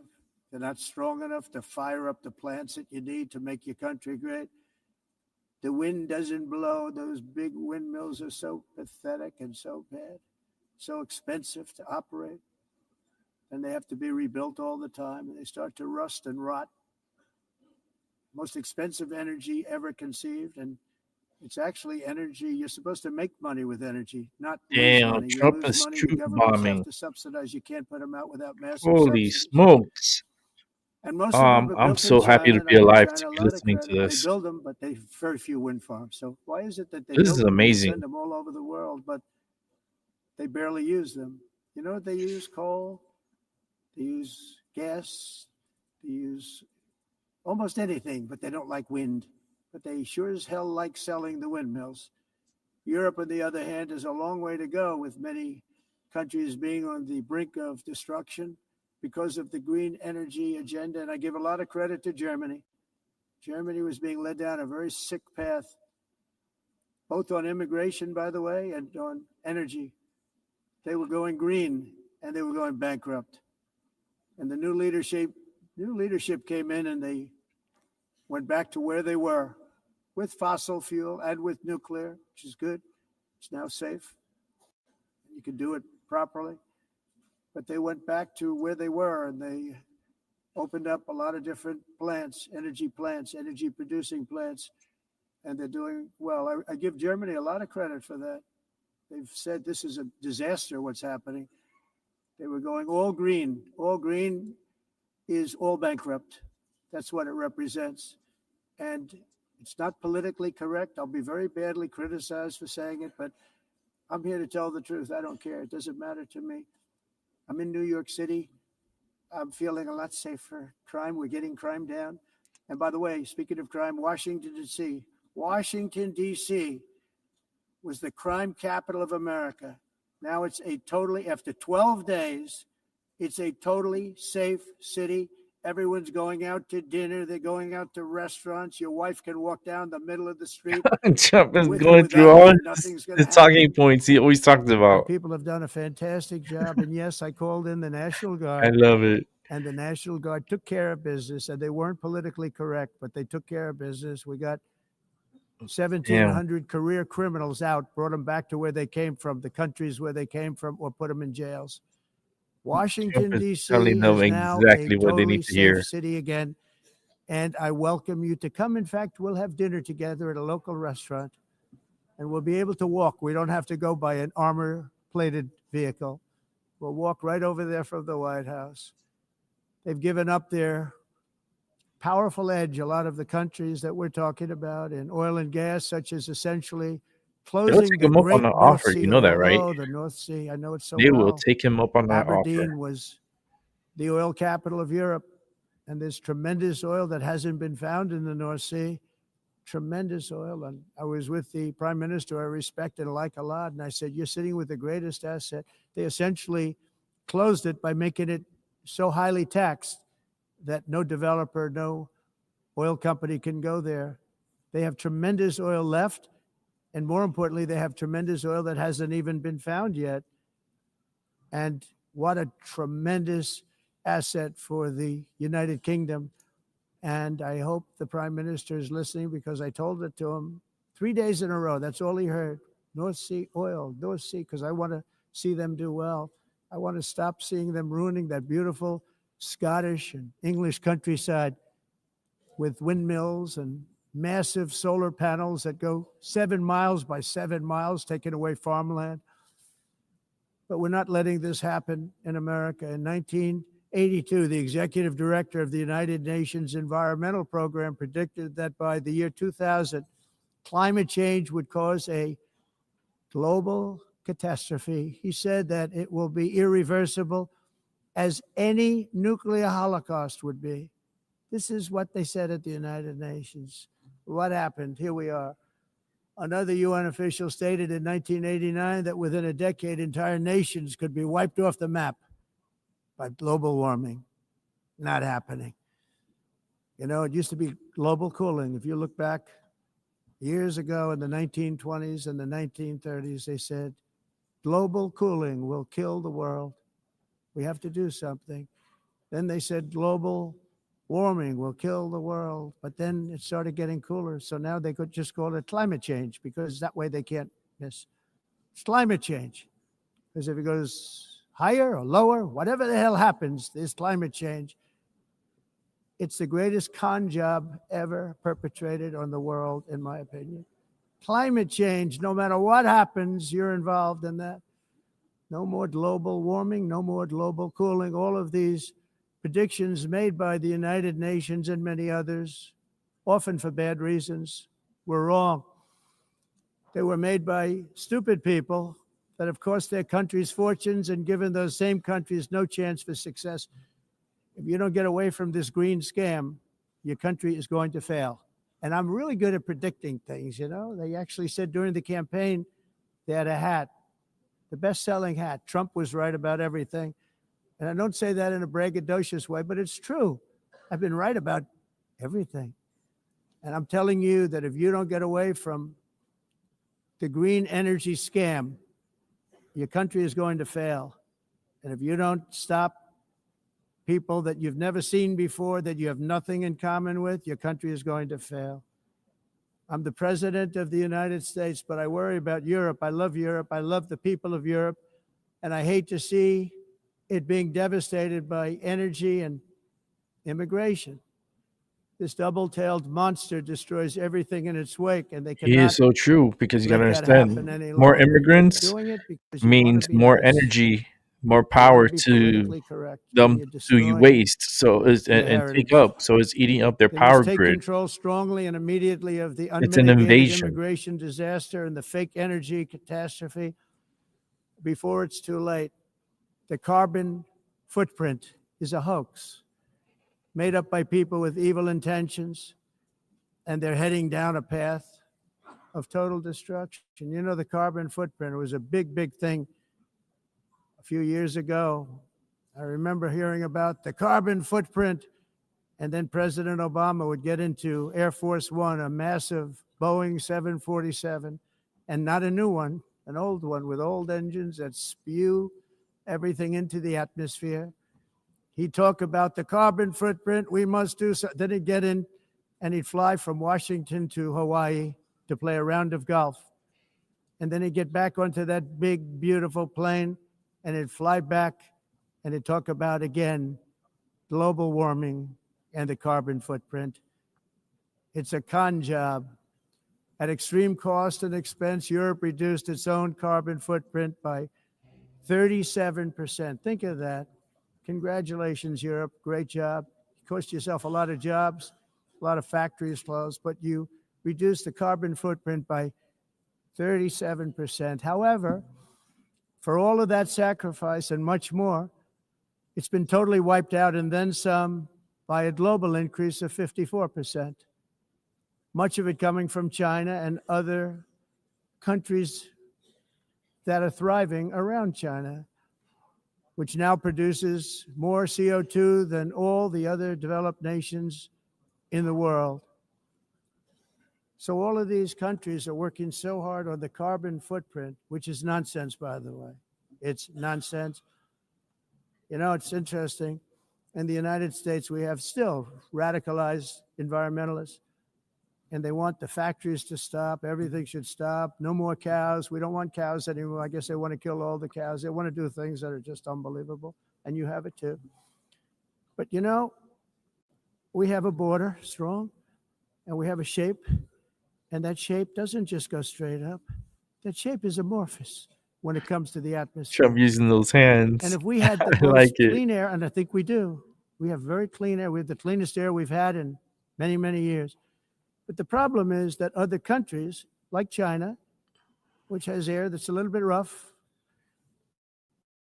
it blows. And no matter what you're doing down here, the air up here tends to get very dirty because it comes in from other countries where their air isn't so clean. And the environmentalists refuse to acknowledge that. Same thing with garbage. In Asia, they dump much of their garbage right into the ocean. And over about a 1 week and 2 week journey, it flows right past Los Angeles. You've seen it. Massive amounts of garbage, almost too much to do anything about, flowing past Los Angeles, past San Francisco. And then somebody will get in trouble because he dropped a cigarette on the beach. The whole thing is crazy. The primary effect of these brutal green energy policies has not been to help the environment, but to redistribute manufacturing and industrial activity from developed countries that follow the insane rules that are put down to polluting countries that break the rules and are making a fortune. They're making a fortune. European electricity bills are now 4 to 5 times more expensive than those in China, and 2 to 3 times higher than the United States. And our bills are coming way down. You probably see that our gasoline prices are way down. You know, we have an expression, drill, baby, Nós drill. reduzimos And os that's what we're custos doing. de energia, porque nós faremos, como vamos I fazer wonder what this language reduzir os is custos de talking here. energia This is from the e AP. os custos diminuíram nos Estados Unidos. Very uncommon to see one in some of these That's weird Por because exemplo, it's from se the você olhar electric cost is so AP, high. so I don't know who's talking So there. while the U.S. has países em approximately faturas de energia, 1,300 heat-related deaths nós não annually, it's a lot. Europe loses mas more nós than nos Estados Unidos 175,000 Let me see. people to heat. Yeah, this is from the AP. Usar eles e evitar aumento da temperatura, porque é muito caro também usar I don't know why it's talking. The global warming hoax. Realize nations to inflict Esse pain on agenda themselves mundialista não and tem nenhum radically sentido. disrupt their entire societies must be rejected País completely and totally, and it must be immediate. Aumento da temperatura, porque é muito caro também usar nado e Why ninguém is it talking like that? This is the Associated Press. Others weren't paying. China didn't have to pay until 2030. Russia was That's given weird. an old standard that was easy to meet. 1990 That's an interference. But for the United States, we're supposed Yo, I to pay captured like that $1 on my trillion. channel. And It was in I said, this is Portuguese, so another that was scam. Brazilian. The fact is, the United States has been taken advantage of by the world for many, many years, but not any longer, as you probably noticed. I unleashed massive energy production and signed historic executive orders to hunt for oil, but we don't have to do much hunting because we have the most oil of any nation anywhere, oil and gas in the world. And if you add coal, we have the most of any nation in the world. Clean, I call it clean, beautiful coal. You can do things today with coal that you couldn't have done 10 years ago, 15 years. So I have a little standing order in the White House. Never use the word coal, only use the words clean, beautiful coal. Sounds much better, doesn't it? But we stand ready to provide any country with abundant, affordable energy supplies if you need them, when most of you do. We're proudly exporting energy all over the world. We're now the largest exporter. In the United States, we want trade and robust commerce with all nations, everybody. We want to help nations. We're going to help nations. But it must also be fair and reciprocal. The challenge with trade is much the same with climate. The countries that followed the rules, all their factories have been plundered. It's really sad to watch. They've been broken. They've been broken by countries that broke the rules. That's why the United States is now applying tariffs to other countries, and much as these tariffs were for many years applied to us, uncontrollably applied to us. We've used tariffs as a defense mechanism under the Trump administration, including my first term, where hundreds of billions of dollars in tariffs were taken in. And by the way, we had the lowest inflation, and now we have very low inflation. The only thing different is that we have hundreds of billions of dollars flowing into our country. But this is how we will ensure that the system works for everyone and is sustainable into the future. We're also using tariffs to defend our sovereignty and security throughout the world, including against nations that have taken advantage of former U.S. administrations for decades, including the most corrupt, incompetent administration in history, the sleepy Joe Biden administration. Brazil now faces major tariffs in response to its unprecedented efforts to interfere in the rights and freedoms of our American citizens and others, with censorship, repression, weaponization, judicial corruption, and targeting of political critics in the United States. I have a little problem saying this because I must tell you, I was walking in and the leader of Brazil was walking out. We saw him and I saw him, he saw me, and we embraced. And then I'm saying, can you believe I'm going to be saying this in just 2 minutes? But we actually agreed that we would meet next week. We didn't have much time to talk, like about 20 seconds. They were in retrospect, I'm glad I waited because this thing didn't work out too well. But we did talk. We had a good talk, and we agreed to meet next week, if that's of interest. But he seemed like a very nice man, actually. He liked me. I liked him. But if you, and I only do business with people I like. When I don't like them, I don't like them. But we had, at least for about 39 seconds, we had excellent chemistry. It's a good sign. But also in the past, 39 Brazil, can seconds. you believe this? That's Unfairly quick. tariffed our nation, but now because of our tariffs, we are hitting them back, and we're hitting them back very hard. As president, I will always defend our national sovereignty and the rights of American citizens. So I'm very sorry to say this, that Brazil is doing poorly and will continue to do poorly. They can only do well when they're working with us.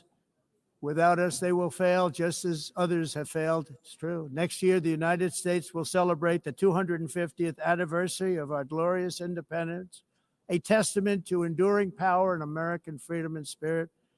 We will also be proudly hosting the 2026 FIFA World Cup, and shortly thereafter, the 2028 Olympics, which is going to be very exciting. I hope you all come.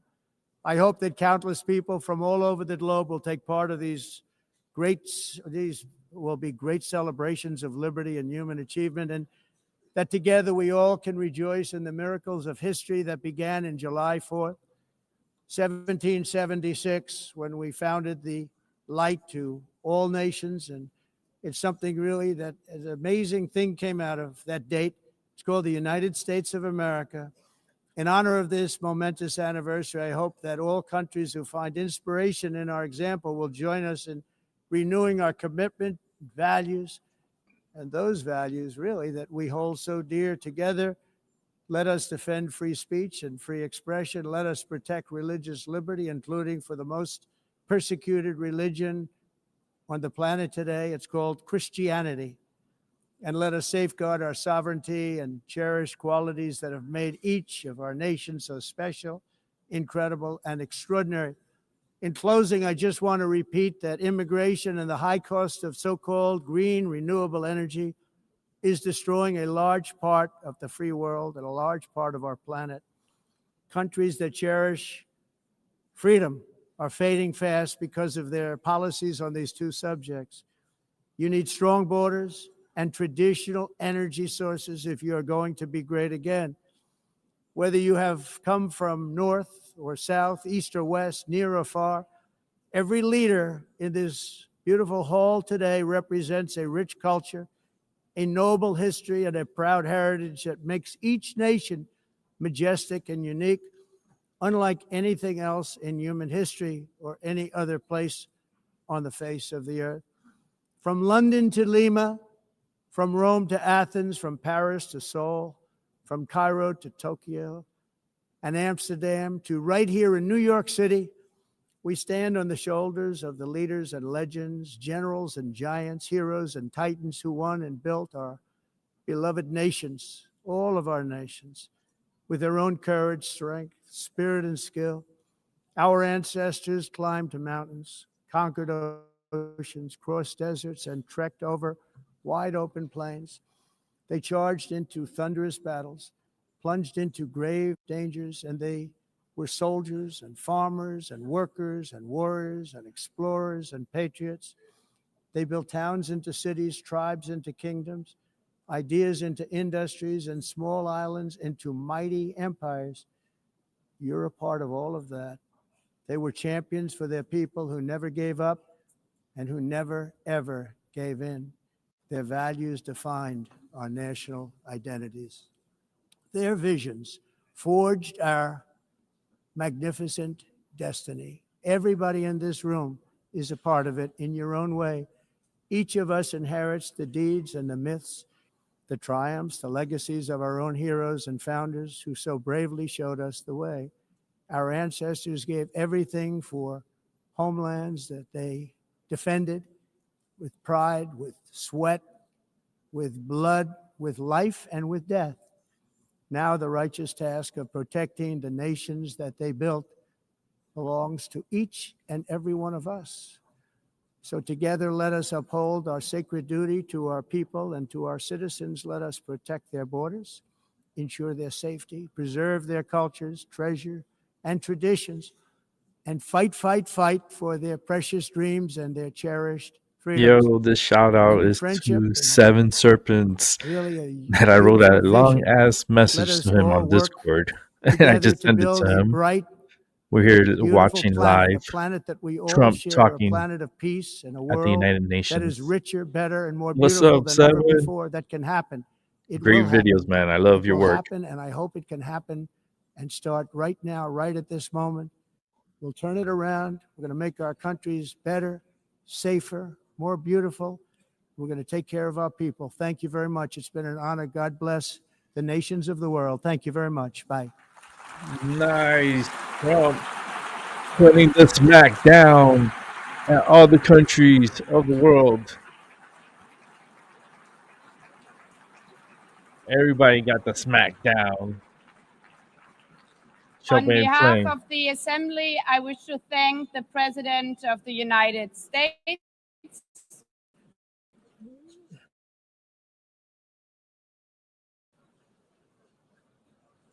He is gonna say now. All right, let's go ahead and get off of here because I'm not gonna continue on with the United Nations because that's like a forever. That's forever long. But I want to give a shout out to Seven Serpents. I wrote a message while I was watching because stuff started popping in my head. So I just sent them a message while it was running in my head. And I had a message for him. So I sent them a message. I sent, like, something told me he needs to go to a stream. I don't know. I saw a stream and it was telling me that he needed to go, like, to go meditate at the stream. And then I'm getting these visions now. He's not here because he's probably working. He's busting his ass. He's doing things. But I don't want to let him miss out on this vision that I just saw, that he needs to go to where he used to go to meditate, and that's gonna help him recover. That's a message for Seven. I wrote it to him on Discord, so he could go and read his message. But yeah, I was just thinking about him. Like, it was pretty strong thought while I was watching Trump and listening to Trump. You know, he laid the smack down on the UN. Like, this is gonna be a great, like, rewatch for me because I like to rewatch my shows and listen to myself.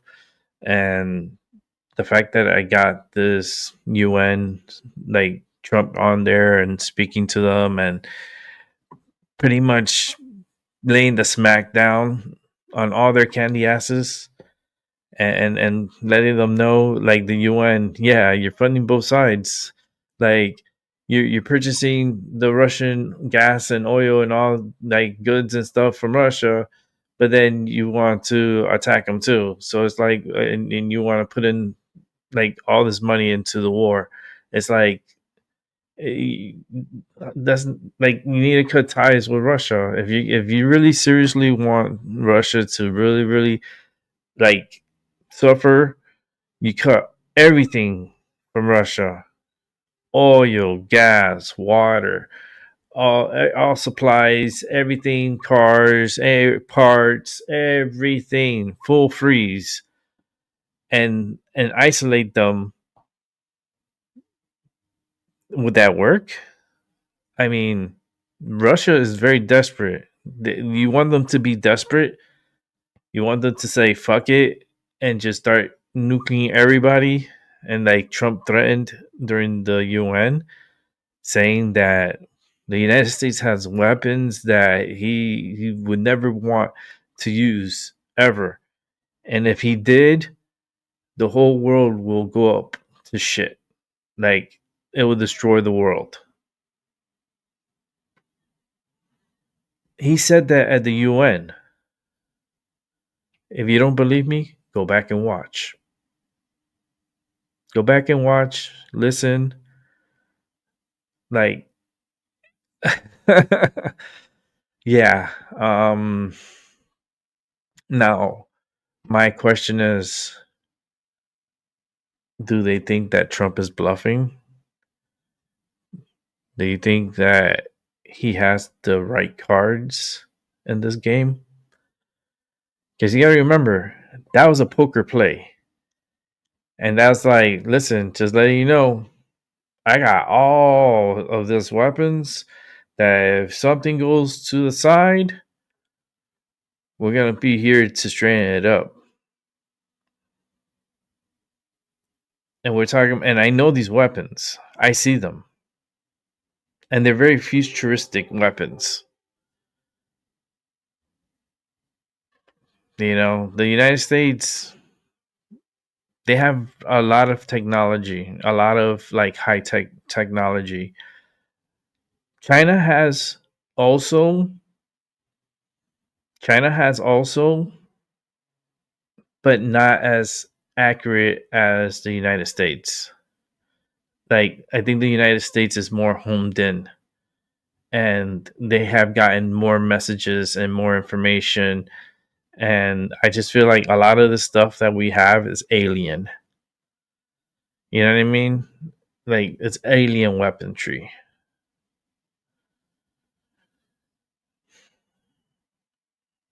And the fact that we have these like certain weapons, I'm not gonna say so much because I don't want to like get in trouble.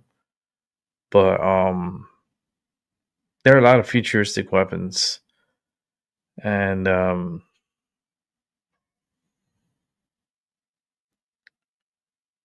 you know what's going through my mind right now? Like what Homeland Security did today, and I guess spoiling a plot to take down some, I guess, like the cell phone towers, and they had all this equipment with thousands of SIM cards, or I don't know, some kind of operation that happened down there. I want to get more information on that because that was really. Let me see if I have anything open on that.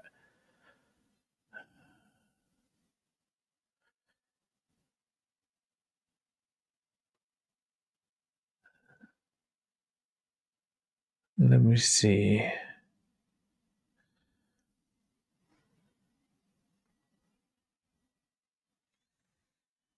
No, I don't have anything else open on that. Let me see if I could find something on that because that's actually is a big deal. And you know, with all the distractions going on and Trump talking at the UN, a lot of this stuff could be, you know, put under, you know, like quietly done. But I think this is something that needs to be like screamed to the top of your lungs. Like, give me one here. This is one. This one was from the AP. There has to be more, but let's open this one. I don't even have my keyboard with me.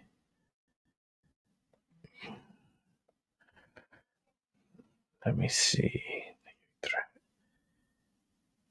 I think this is it. Give me 1 second. I'm getting a couple of videos on this because I think this is, to be honest with you, everything Trump said and everything, you know, I think this is more bigger news. Like this is actually like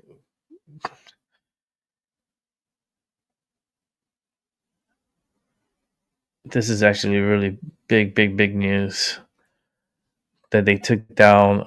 Let me see. Is this the same? Let me see. Give me one. I'm working on this. I did pull up a couple of videos on it. So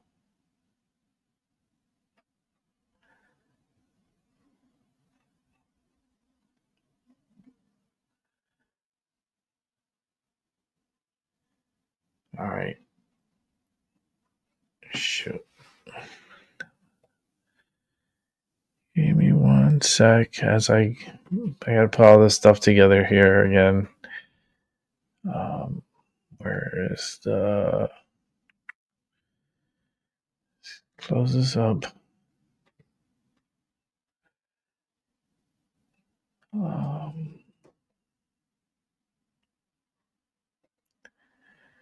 Share screen. That one was... I don't know which one is which. Let's go to this one. Okay, let's check this out.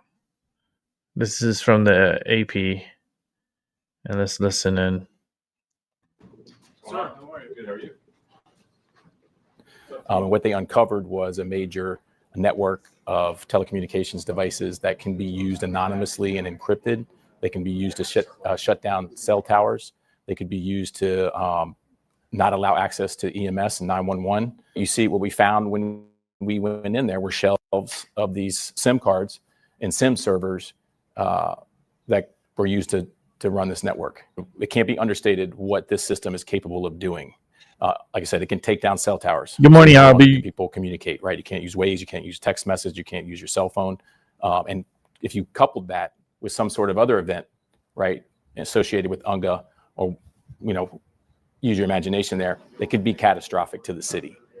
Definitely nation state, foreign governments communicating over that network to known criminals in the United States and known organized crime, known cartels, and terrorist groups were using this network to run their communications anonymously and encrypted. Let me just explain that this is no longer a threat. We've taken this network down. But how did it get up? Others, right? That's It'd the be real unwise question. to think that Where are the there's people? not other networks out there being made in other cities in the United States. And How that's do gonna you be know part that? of our investigation. We're going to run down every single lead. We want to How- identify, locate, and take down these criminals that are setting up these networks. My message to them is, if you're involved in this, we're coming for you. That's very awkward. I'm not comfortable with that. I'm not really comfortable with that. How can you tell me there could be other people throughout the country that have this type of network, and how can you say that there's no credible threat to any other cities? Like, yeah, you discovered it in New York City, but how about if they're in other cities? Like, I don't trust what I don't know. There's something not right here. When something smells like shit, it tends to be shit. Okay. I'm just saying, you know? Just yeah, something's not right. Let me see something. This is ET. All right, let's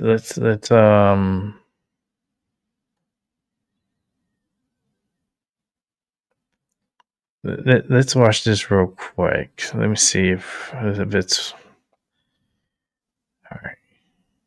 Here we go. Let's watch this. That's to the New York tri-state area, where investigators discovered tens of thousands of co-located and networked cellular devices capable of carrying out nefarious telecommunications attacks. Holy These shit. devices allowed anonymous encrypted communications between potential threat actors and criminal enterprises, Look at this. enabling criminal organizations to operate undetected. This network had the potential to disable cell phone towers and essentially shut down the cellular network in New York City. What? And where did they get this equipment? Oh The man, U.S. Secret that's Service not a says it lot has there foiled either. a major cyber espionage plot And that's targeting on New a York's mobile router. networks. See The the modem operation there? was uncovered as world leaders gathered for the UN General Assembly's leaders session. Authorities recovered over 300 SIM servers and 100,000 SIM cards across multiple sites in the New York area. Holy The shit. devices could have disabled cell towers, launched denial of service attacks, or enabled encrypted communications. Officials reportedly said that the network could have sent 30 million anonymous text messages per minute, a record scale. No mobile disruption occurred, but the threat posed serious risk to emergency services and protective operations. The Advanced Threat Interdiction Unit led the operation along with DHS, ODNI, NYPD, and other law enforcement. The devices were concentrated within 35 miles of the UN headquarters, raising concerns about targeted attacks on delegates. While no group has been named, experts reportedly say that the And no arrest has been made. sophistication suggests state-backed espionage. Cybersecurity analysts reportedly point to countries like Russia, China, or Israel as capable of such large-scale operations. Wow. This comes after a series of technical breakdowns at the United Nations on September 22nd. Left world leaders struggling to be heard as they address the General Assembly on Gaza and Palestinian statehood. Yeah, you saw the interference However, with Trump. UN staff said that the glitches during the speeches of world leaders happened due to equipment faults in the General Assembly Hall and insisted that there was no indication of deliberate interference. There was interference the with Secret Service Trump continues when he to was talking. investigate whether the plot was directed specifically at the UN General Assembly. My I name was is like- Matt McCool, and I'm the I was- special agent in charge of the Secret Service New York field office. We are making this announcement as a matter of public interest given timing, amount, and concentration of material recovered during a recent Secret Service Protective Intelligence investigation. Following multiple telecommunications-related imminent threats directed towards senior U.S. government officials this spring, the U.S. Secret Service began a protective intelligence investigation to determine the extent and impact these threats could have on protective operations. Damn, I This told was you a guys difficult something big and was gonna complex happen, effort man. to identify the source I'm of these not fraudulent wrong, man. calls and the I'm just impact on the psychic. Secret Service protective I'm mission. really fucking good. During this period, I we am leveraged so technical fucking assistance and good. support of federal partners, including Homeland Security Investigations, good. the Department of Justice, and the Office of the Director of National Intelligence. We also received phenomenal support from our state and local law enforcement partners, to include the NYPD. The investigation led us to the New York tri-state area, where investigators discovered tens of thousands of co-located and networked cellular devices capable of carrying out nefarious telecommunications attacks. These devices allowed anonymous encrypted communications between potential threat actors and criminal enterprises, enabling criminal organizations to operate undetected. This network had the potential to disable cell phone towers and essentially shut down the cellular miles of the global meeting of the United Nations General Assembly, now underway in New York City. Given the timing, location, and proximity and potential for significant disruptions to the New York telecom system, we moved quickly to disrupt this network. To be clear, these recovered devices no longer pose a threat to the New York tri-state area. We will continue working towards identifying those responsible and their intent, including whether their plan was to disrupt the UN General Assembly and communications of government and emergency personnel during the official visit of world leaders in and around New York City. Forensic examinations of the equivalent of 100,000 cell phones worth of data is underway. Early analysis indicates cellular communications between foreign actors and individuals that are known to federal law enforcement.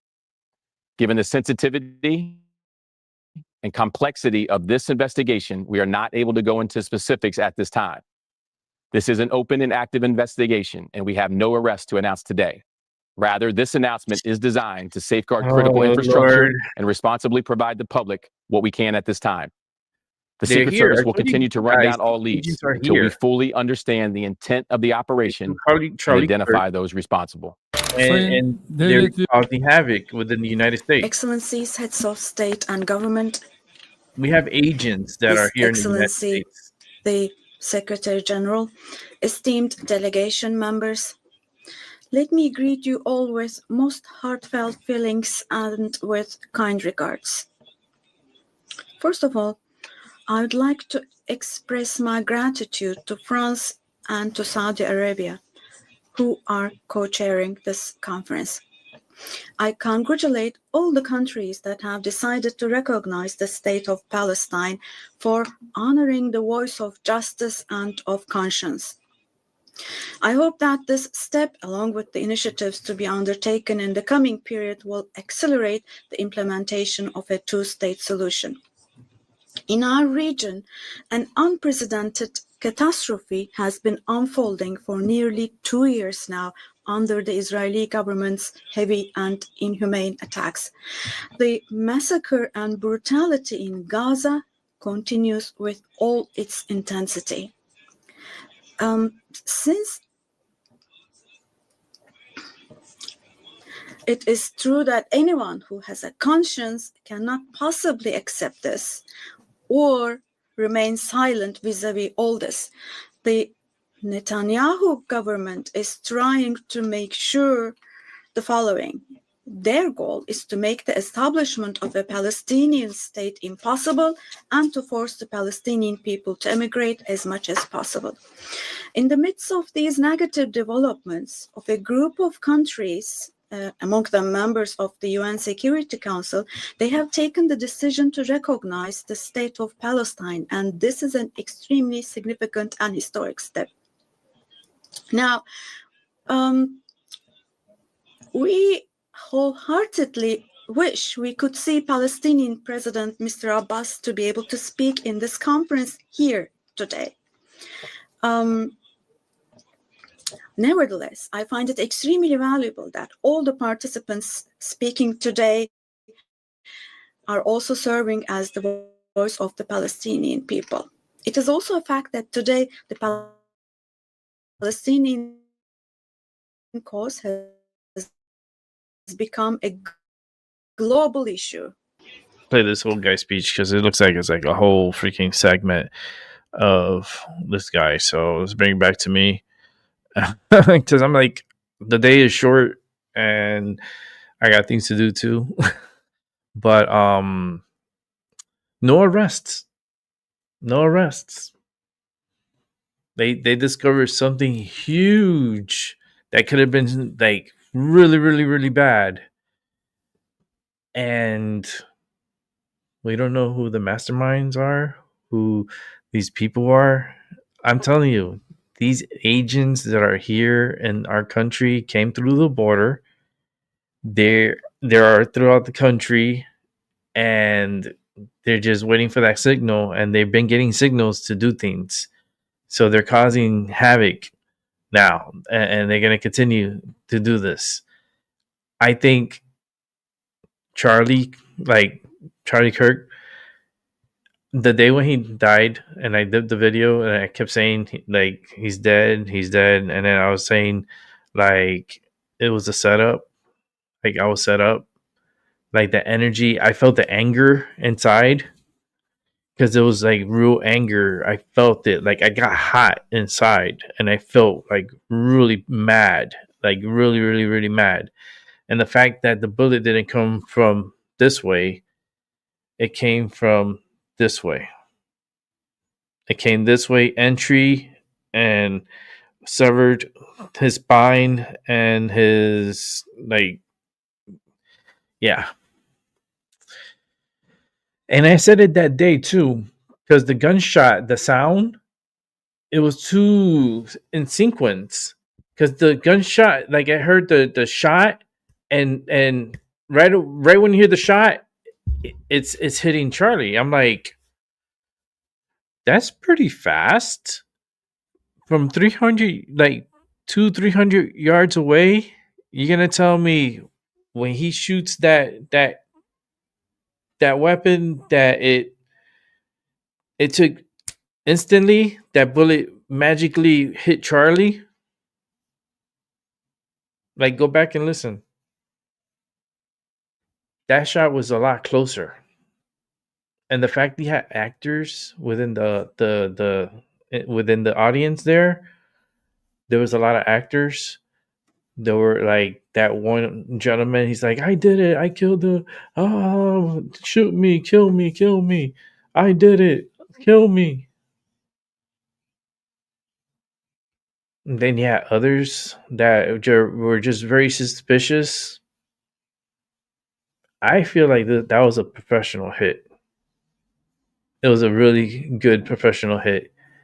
And the fact that the fall guy got caught, but he didn't shoot that gun, I am sure they know this, because they could check the inside of that weapon to check, to see if it was fired. They could tell instantly. Like, there's so much that they're not telling us. The FBI is fumbling this big time. I don't trust the FBI. I don't trust the CIA. I don't trust any of them. I don't trust the ABC. I like those agencies. There's too much corruption within.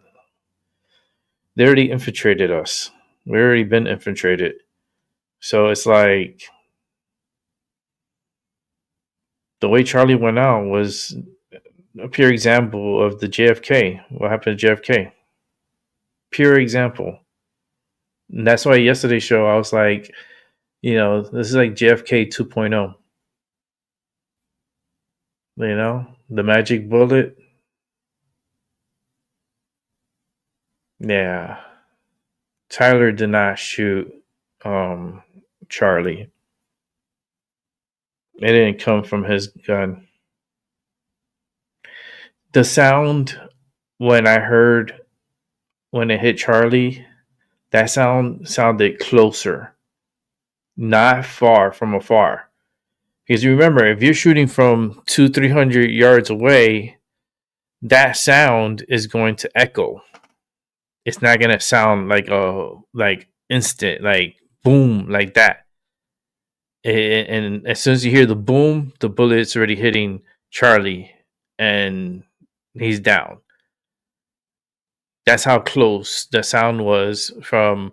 You could go back and you could watch it for yourself and time the amount when you hear the boom sound from the weapon to when Charlie gets hit, and it sounds like instantly because it was from a close shot, not from 300 yards or 200 yards away. Show me the gun and then take it to a gun range, go 200 yards, and record from that boom, from the trigger, boom. How long does it take for that bullet to travel and hit perfectly in the neck, right? From 200-300 yards away. The sound, compare the sound to the bullet hitting Charlie. You can do it. It's easy. You listen to the boom, and you look at the video of Charlie, and it's in the same video. You hear the boom, instantly, boom, he gets hit. And the fact that he didn't get hit from the front, he got hit from the back, downwards, over the spine. That's why you had that jolt like that, because when you get hit from the back, you jolt back. You go like that. That's what Charlie did. And he put his hands up like that because he got hit from the back. He didn't get hit from the front. If you got hit from the front, you go like this and you go forward. You don't go like this, back like that. Come on. I know Charlie. It's like, I can hear him. He's like,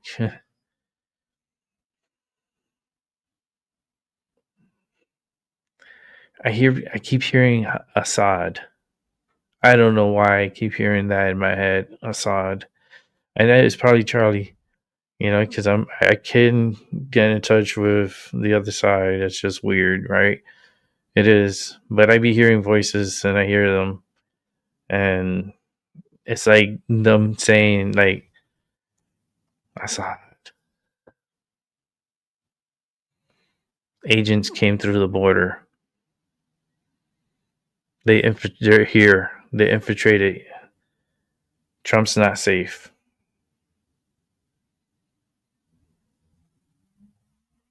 More to come. These are things that I'm hearing in my head. It's like kind of like a spirit box, but it's just listening into the listening to the messages.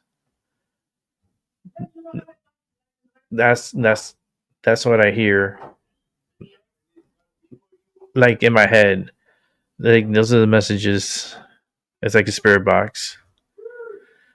Like that more to come was so loud.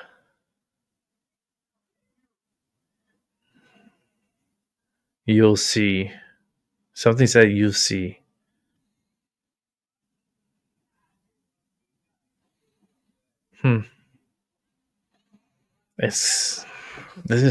It makes me, my stomach, like, it makes me not feel good.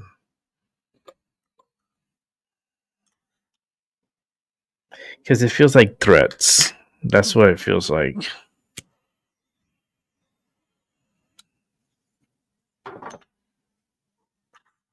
And lately I've been like very psychic. I've been seeing things, hearing things a lot. It's like a little bit more than usual. Damn, I have a little bit of coffee here. I want to go heat up. I want to heat it up and drink it up.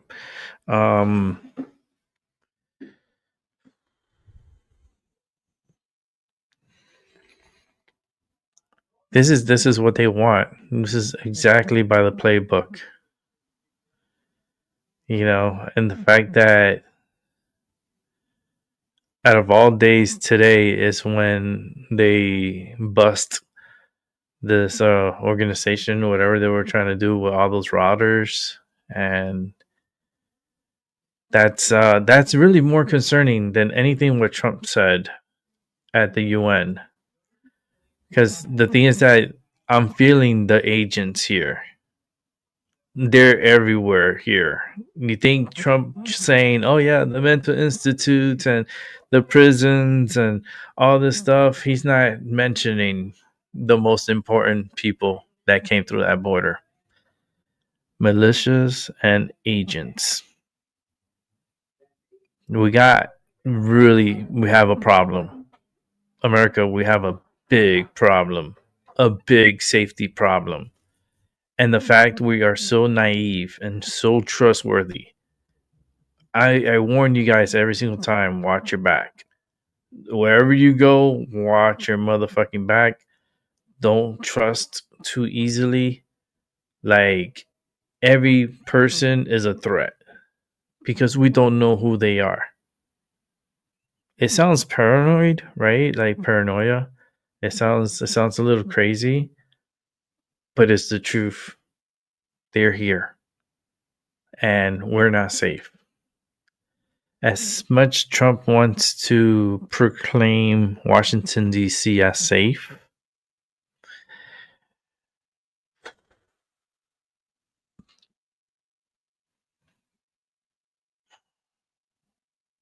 no. I mean, yes, you can project. Safe, you're not.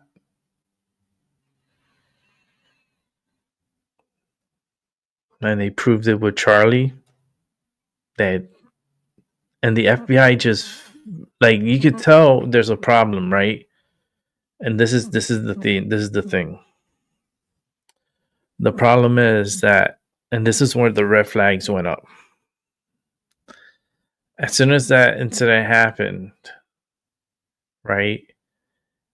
Any type of information on the case should have been forwarded to the FBI or, up to upper, And the fact that when Kash Patel requested for the picture and they didn't give it to him right away, they made him wait a long period of time for him to get it. I don't know if it was like 16 hours or so. And then Kash got on a jet, and took off. I think Kash Patel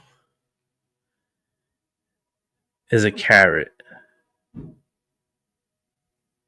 Something told me to say that. He's a carrot. He yes, he is the director of the FBI or whatever. But the people that are really in charge see him as a carrot.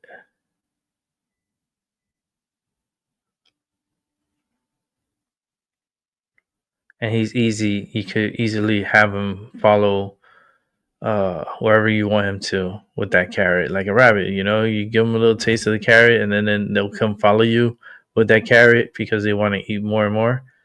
So I think that's what they distracted Cash Patel and sent them here to focus on Utah with Charlie getting shot, which was, I think it was a professional hit team that did it. And with that distraction and all the FBI and all the agents and all the stuff going into Utah, other things were happening behind the scenes. And the fact that out of all days today, it seems like a movie, right? Today, this is like a Mission Impossible type of movie, right? Those servers and all those electronics and all those like SIM cards and phones and all this craziness was discovered, right? No one was arrested. No one was caught. Explain to me what the fuck is going on. Here, I'll show you another video. Let's see what we got here. Let's see. Give me 1 second. How many of them I have? I see 2 of them here. So, okay, let's check out.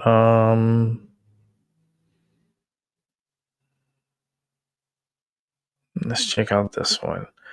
We'll start with this one, and then we'll go to the next one. So I'll do like a back-to-back on it. All right, let's watch together. You tell me what you think. If I have sound on. It's like, Rick, come on, man. You always fuck up about this fucking... That's not me. It's fucking YouTube with their bullshit. Secret Service has dismantled a telecommunications threat right here in the New York State tri-state area. All right, we're breaking it down this morning with Good Day Wake Up anchor Dan Bowens. What do you know so far? Well, Rosanna and Kurt, some security experts are saying they've never seen a network as extensive as this before. And this morning, the Secret Service revealing a major security bust right here in New York, a covert network of devices capable of shutting down cell service right as the UN General Assembly is underway. Unclear if those two things are connected, but it is a possibility. And we have brand new images into our newsroom this morning. These are the devices federal agents say could have disabled cell towers and essentially shut down the cellular network in New York City. That's worth repeating. Federal agents this morning announcing they located multiple devices capable of shutting down cell service in the city. Massive implications, of course. Here are the details as we know them. Inside several locations, agents found thousands of networked cellular devices. That's how they describe them, concentrated within 35 miles of the UN General Assembly, of course, now underway here in New York. President Trump in the city this morning. Officials say the system allowed anonymous, encrypted communications between criminal and foreign actors and could have caused massive disruption to government and emergency communications. Some experts say this network could have sent as many as 1 million text messages a minute, potentially disrupting all kinds of issues here. The special agent in charge of the Secret Service New York field actually put out a video just a few minutes ago, and take a look at what he says here. This network had the potential to disable cell phone towers and essentially shut down the cellular network in New York City. These devices were concentrated within 35 miles of the global meeting of the United Nations General Assembly, now underway in New York City. Given the timing, location, and proximity, and potential for significant disruptions to the New York telecom system, we moved quickly to disrupt this network. And again, that is the special agent in charge of the New York field office of the Secret Service. So how did this all start? The Secret Service says the investigation actually began in the spring. So a couple months ago, after what they described as imminent telecommunications threats were directed at senior U.S. officials. Well, with the help from federal, state, and local partners, including the NYPD, the network was traced to the tri-state area. A forensic examination of data equivalent to about 100,000 cell phones now underway. What does that mean? It means they're taking a look at 100,000 cell phones, trying to get to the bottom of this thing. The early analysis showing links between foreign networks and individuals already known to federal law enforcement. Now, at this point, we want to emphasize no arrests have been announced Possible they could have happened, not yet been made public. The agency calls this an open and active investigation. Again, just to recap, because I know it's a lot of information that we're giving you here. The Secret Service dismantled a massive hidden telecom network near the United Nations, near New York City, that could have crippled New York's cell service. And now investigators are racing to find out who built it and then why they built it. Kurt and Rosanna, back over to you. Lots of questions still to be answered. Thank you for giving us the information there, Dan. Wow, that's crazy. Let's go back to back. Let's go put another one here. News today, President Trump set to address the United Nations General Assembly.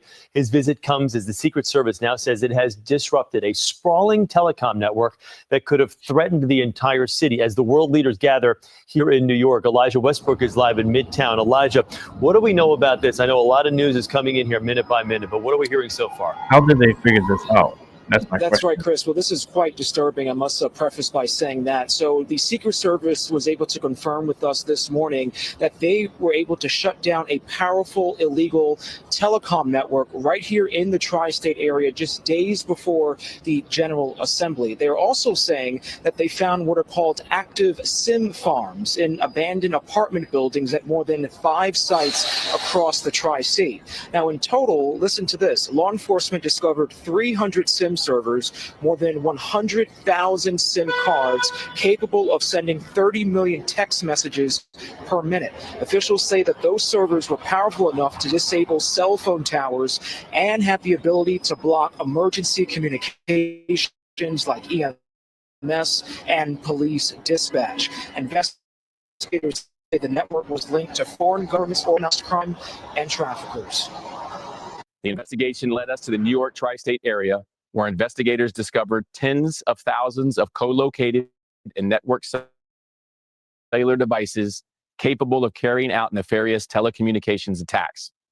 These devices allowed anonymous encrypted communications between potential threat actors and criminal enterprises, enabling criminal organizations to operate undetected. Now, the special agent in charge also says that the network could have shut down the cellular network here in the city. Officials say the network was seized over the last 3 weeks. We do want to mention no arrests have been made, and the Secret Service says there is no threat to the United Nations or the city at this time. But Chris, as you can imagine, certainly some scary stuff. Let's send it on back to you. Without a doubt, Elijah, thank you. Can't wait to hear about more about this. That's crazy. That's crazy. I'm sorry to tell you, but I think that's fucking crazy. What is going on? Like, it's this is bigger than anything that's going on in the UN.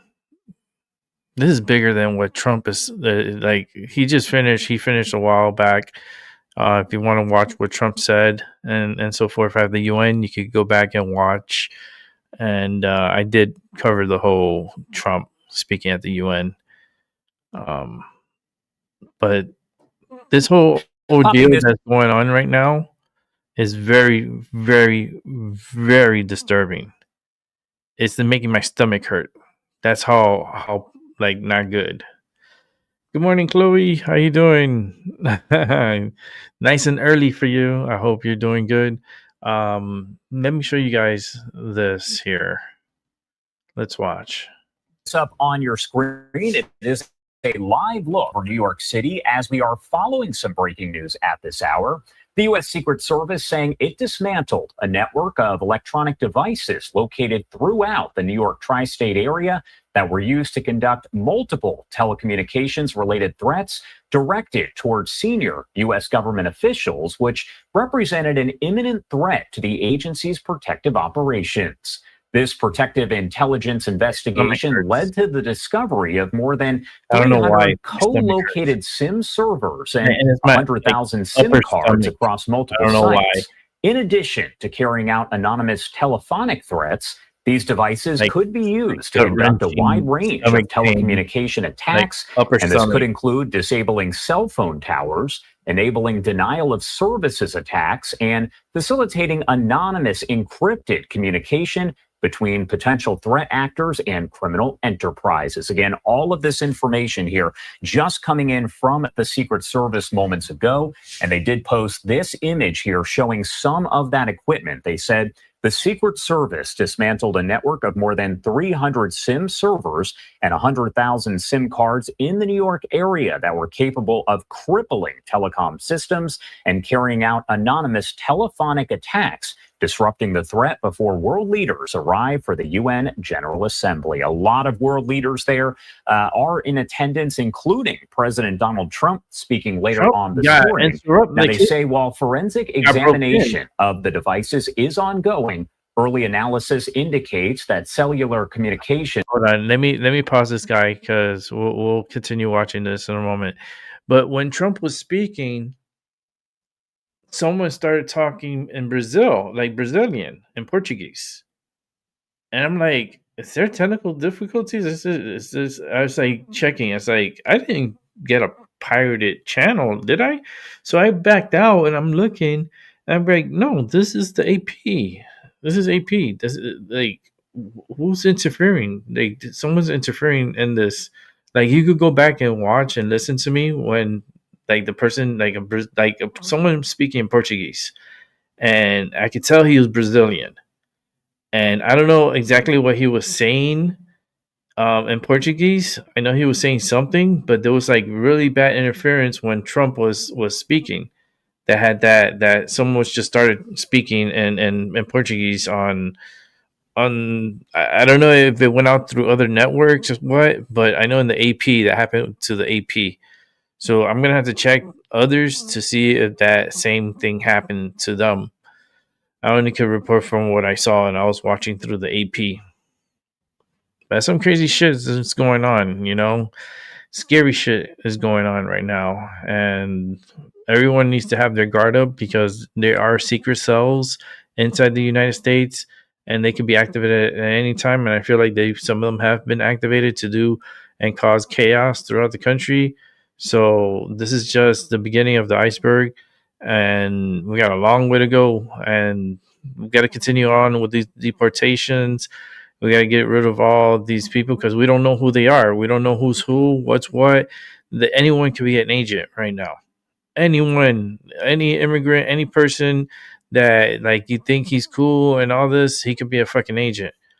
You know, that's how you can't trust right now. These people, they're all over the place. And if I sound paranoid, it's because it's how I feel. I feel like they're everywhere. And they're going to be causing more harm. And they started off and they showed you with Charlie Kirk, and they showed you what they're capable of. And I feel like the FBI, I feel like Kash Patel is just a carrot in this whole thing. He's not. He thinks he has power. He thinks he has control. He's just another body. He like compared to what the 1% think of him. He's just a carrot. That's how I see him, as a carrot. But let's go ahead and continue on with this. And let's check this out. Between nation-state threat actors and individuals that are known to federal law enforcement are involved here. Now, we also just got a video statement that is coming in here from the folks with the United States Secret Service. I do want to play this for you here. Again, just coming in from the Secret Service moments ago. This is Matt McCool, and I'm the special agent in charge of the Secret Service New York field office. We are making this announcement as a matter of public interest given timing, amount, and concentration of material recovered during a recent Secret Service protective intelligence investigation. Following multiple telecommunications-related imminent threats directed towards senior U.S. government officials this spring, the U.S. Secret Service began a protective intelligence investigation to determine the extent and impact these threats could have on protective operations. This was a difficult and complex effort to identify the source of these fraudulent calls and the impact on the Secret Service protective mission. During this period, we leveraged technical assistance and support of federal partners, including Homeland Security Investigations, the Department of Justice, and the Office of the Director of National Intelligence. We also received phenomenal support from our state and local law enforcement partners, to include the NYPD. The investigation led us to the New York tri-state area, where investigators discovered tens of thousands of co-located and networked cellular devices capable of carrying out nefarious telecommunications attacks. These devices allowed anonymous encrypted communications between potential threat actors and criminal enterprises, enabling criminal organizations to operate undetected. This network had the potential to disable cell phone towers and essentially shut down the cellular network in New York City. These devices were concentrated within 35 miles of the global meeting of the United Nations General Assembly, now underway in New York City.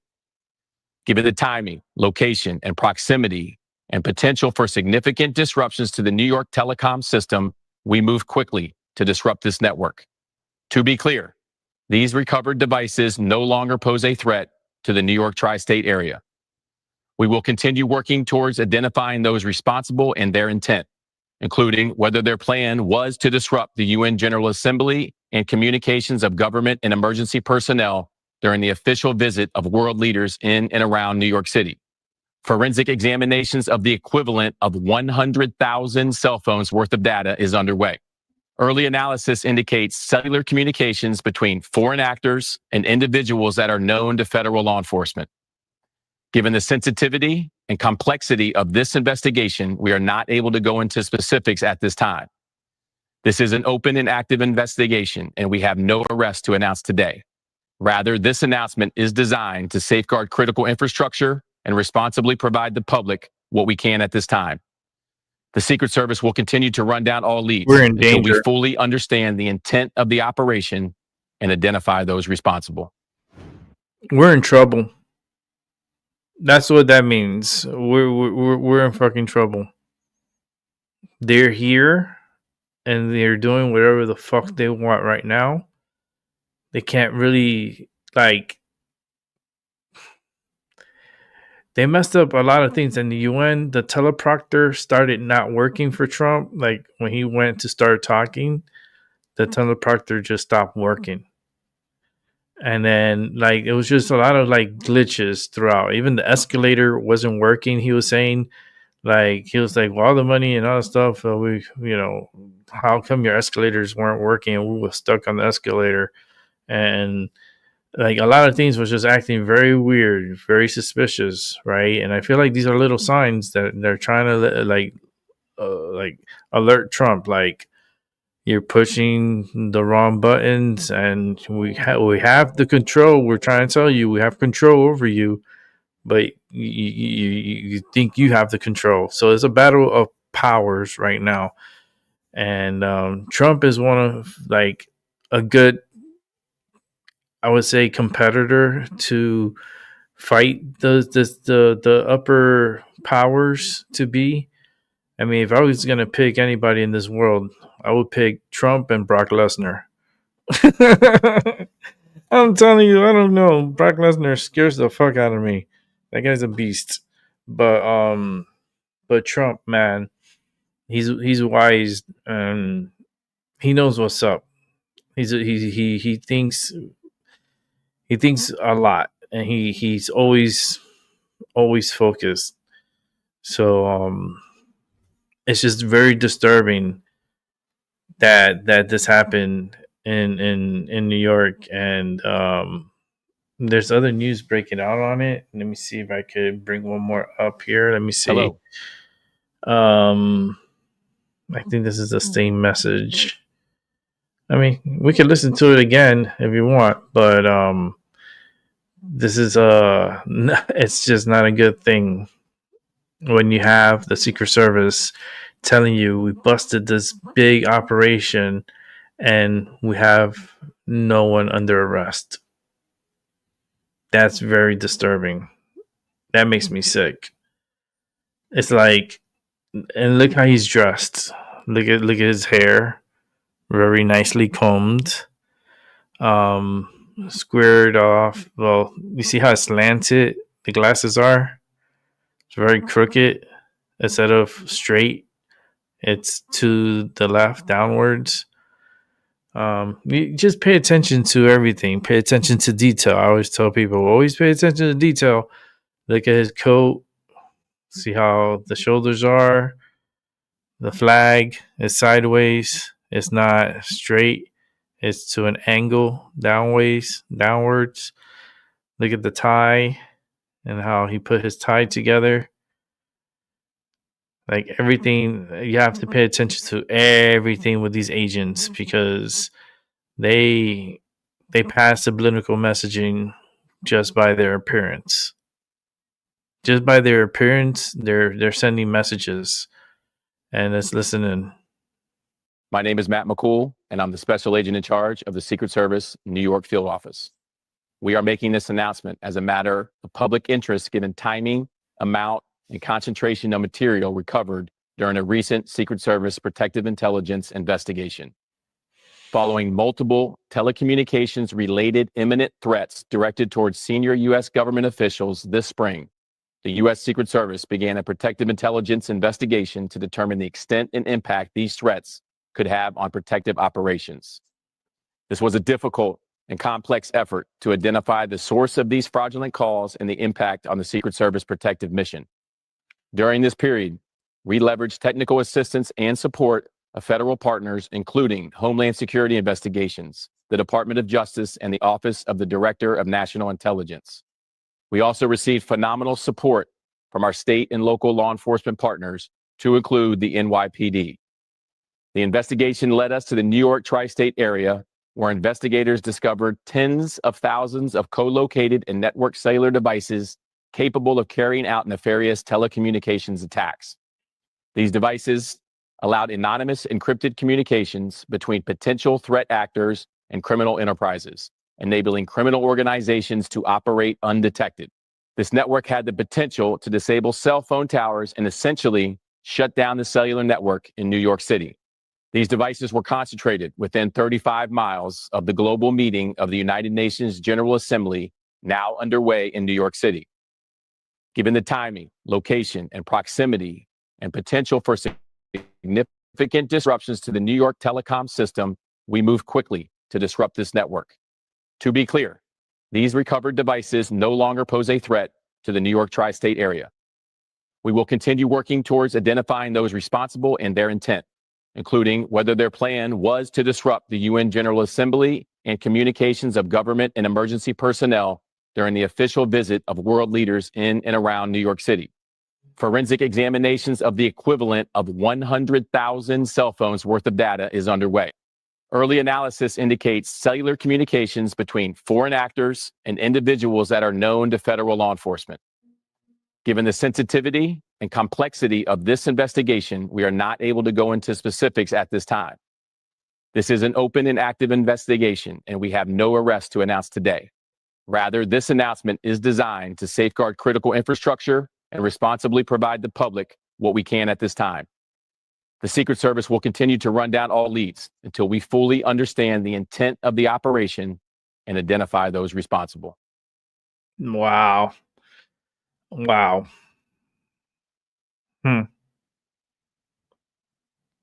Ask you, what do you think? What do you think is going on here?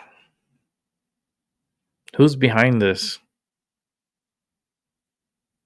There's a lot of bad seeds out there.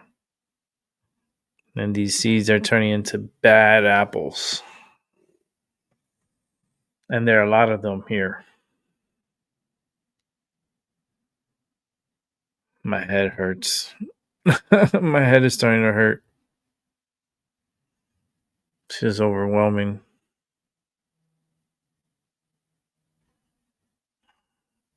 We'll talk about it later tonight. We'll talk more about it. I'm going to get going because I got to get some stuff done and get ready to eat lunch and stuff. But I hope everyone continue having a good morning, good afternoon, and a good night wherever you're at. And I'll catch you on the flip side. And I'll be back on later on tonight and talk more about what has been happening here, what's going on, why we're not being told the truth, why the narrative keeps flipping. I feel like there's a lot of really bad, devious things that are happening right now. And this was already premeditated, pre-planned to do. And everyone is not safe right now. We're not safe. So just be careful out there. if you get out to the world, just be a little, more alert and pay attention. That's all you could do. It's pay attention, be alert, stay alert, and you'll be fine. Just don't overwhelm yourself and say, "Oh my God, they're after me!" No, it's not like that. Just pay attention. You always should be on alert. Every time you go out into that real world, you fucking go out there like it's the last time you're gonna go and visit it. You know what I mean? Because anything and everything can happen to you. You think you're here now, and then the next thing you know, you get in a fucking car accident and you die. It's life like that happens. It's very spontaneous. It just happens. We're not here forever. We're here 1 minute and we're gone the next. And yes, they'll talk about you, but they won't remember you long term. People move on and then they forget, and then you be forgotten after some time. But for me, fuck y'all bitches. I'm recording here on YouTube on my show and it's being put up to a cloud so everybody could go back and watch and listen. And I truly appreciate you guys who are rewatching from the future. You guys are fucking awesome.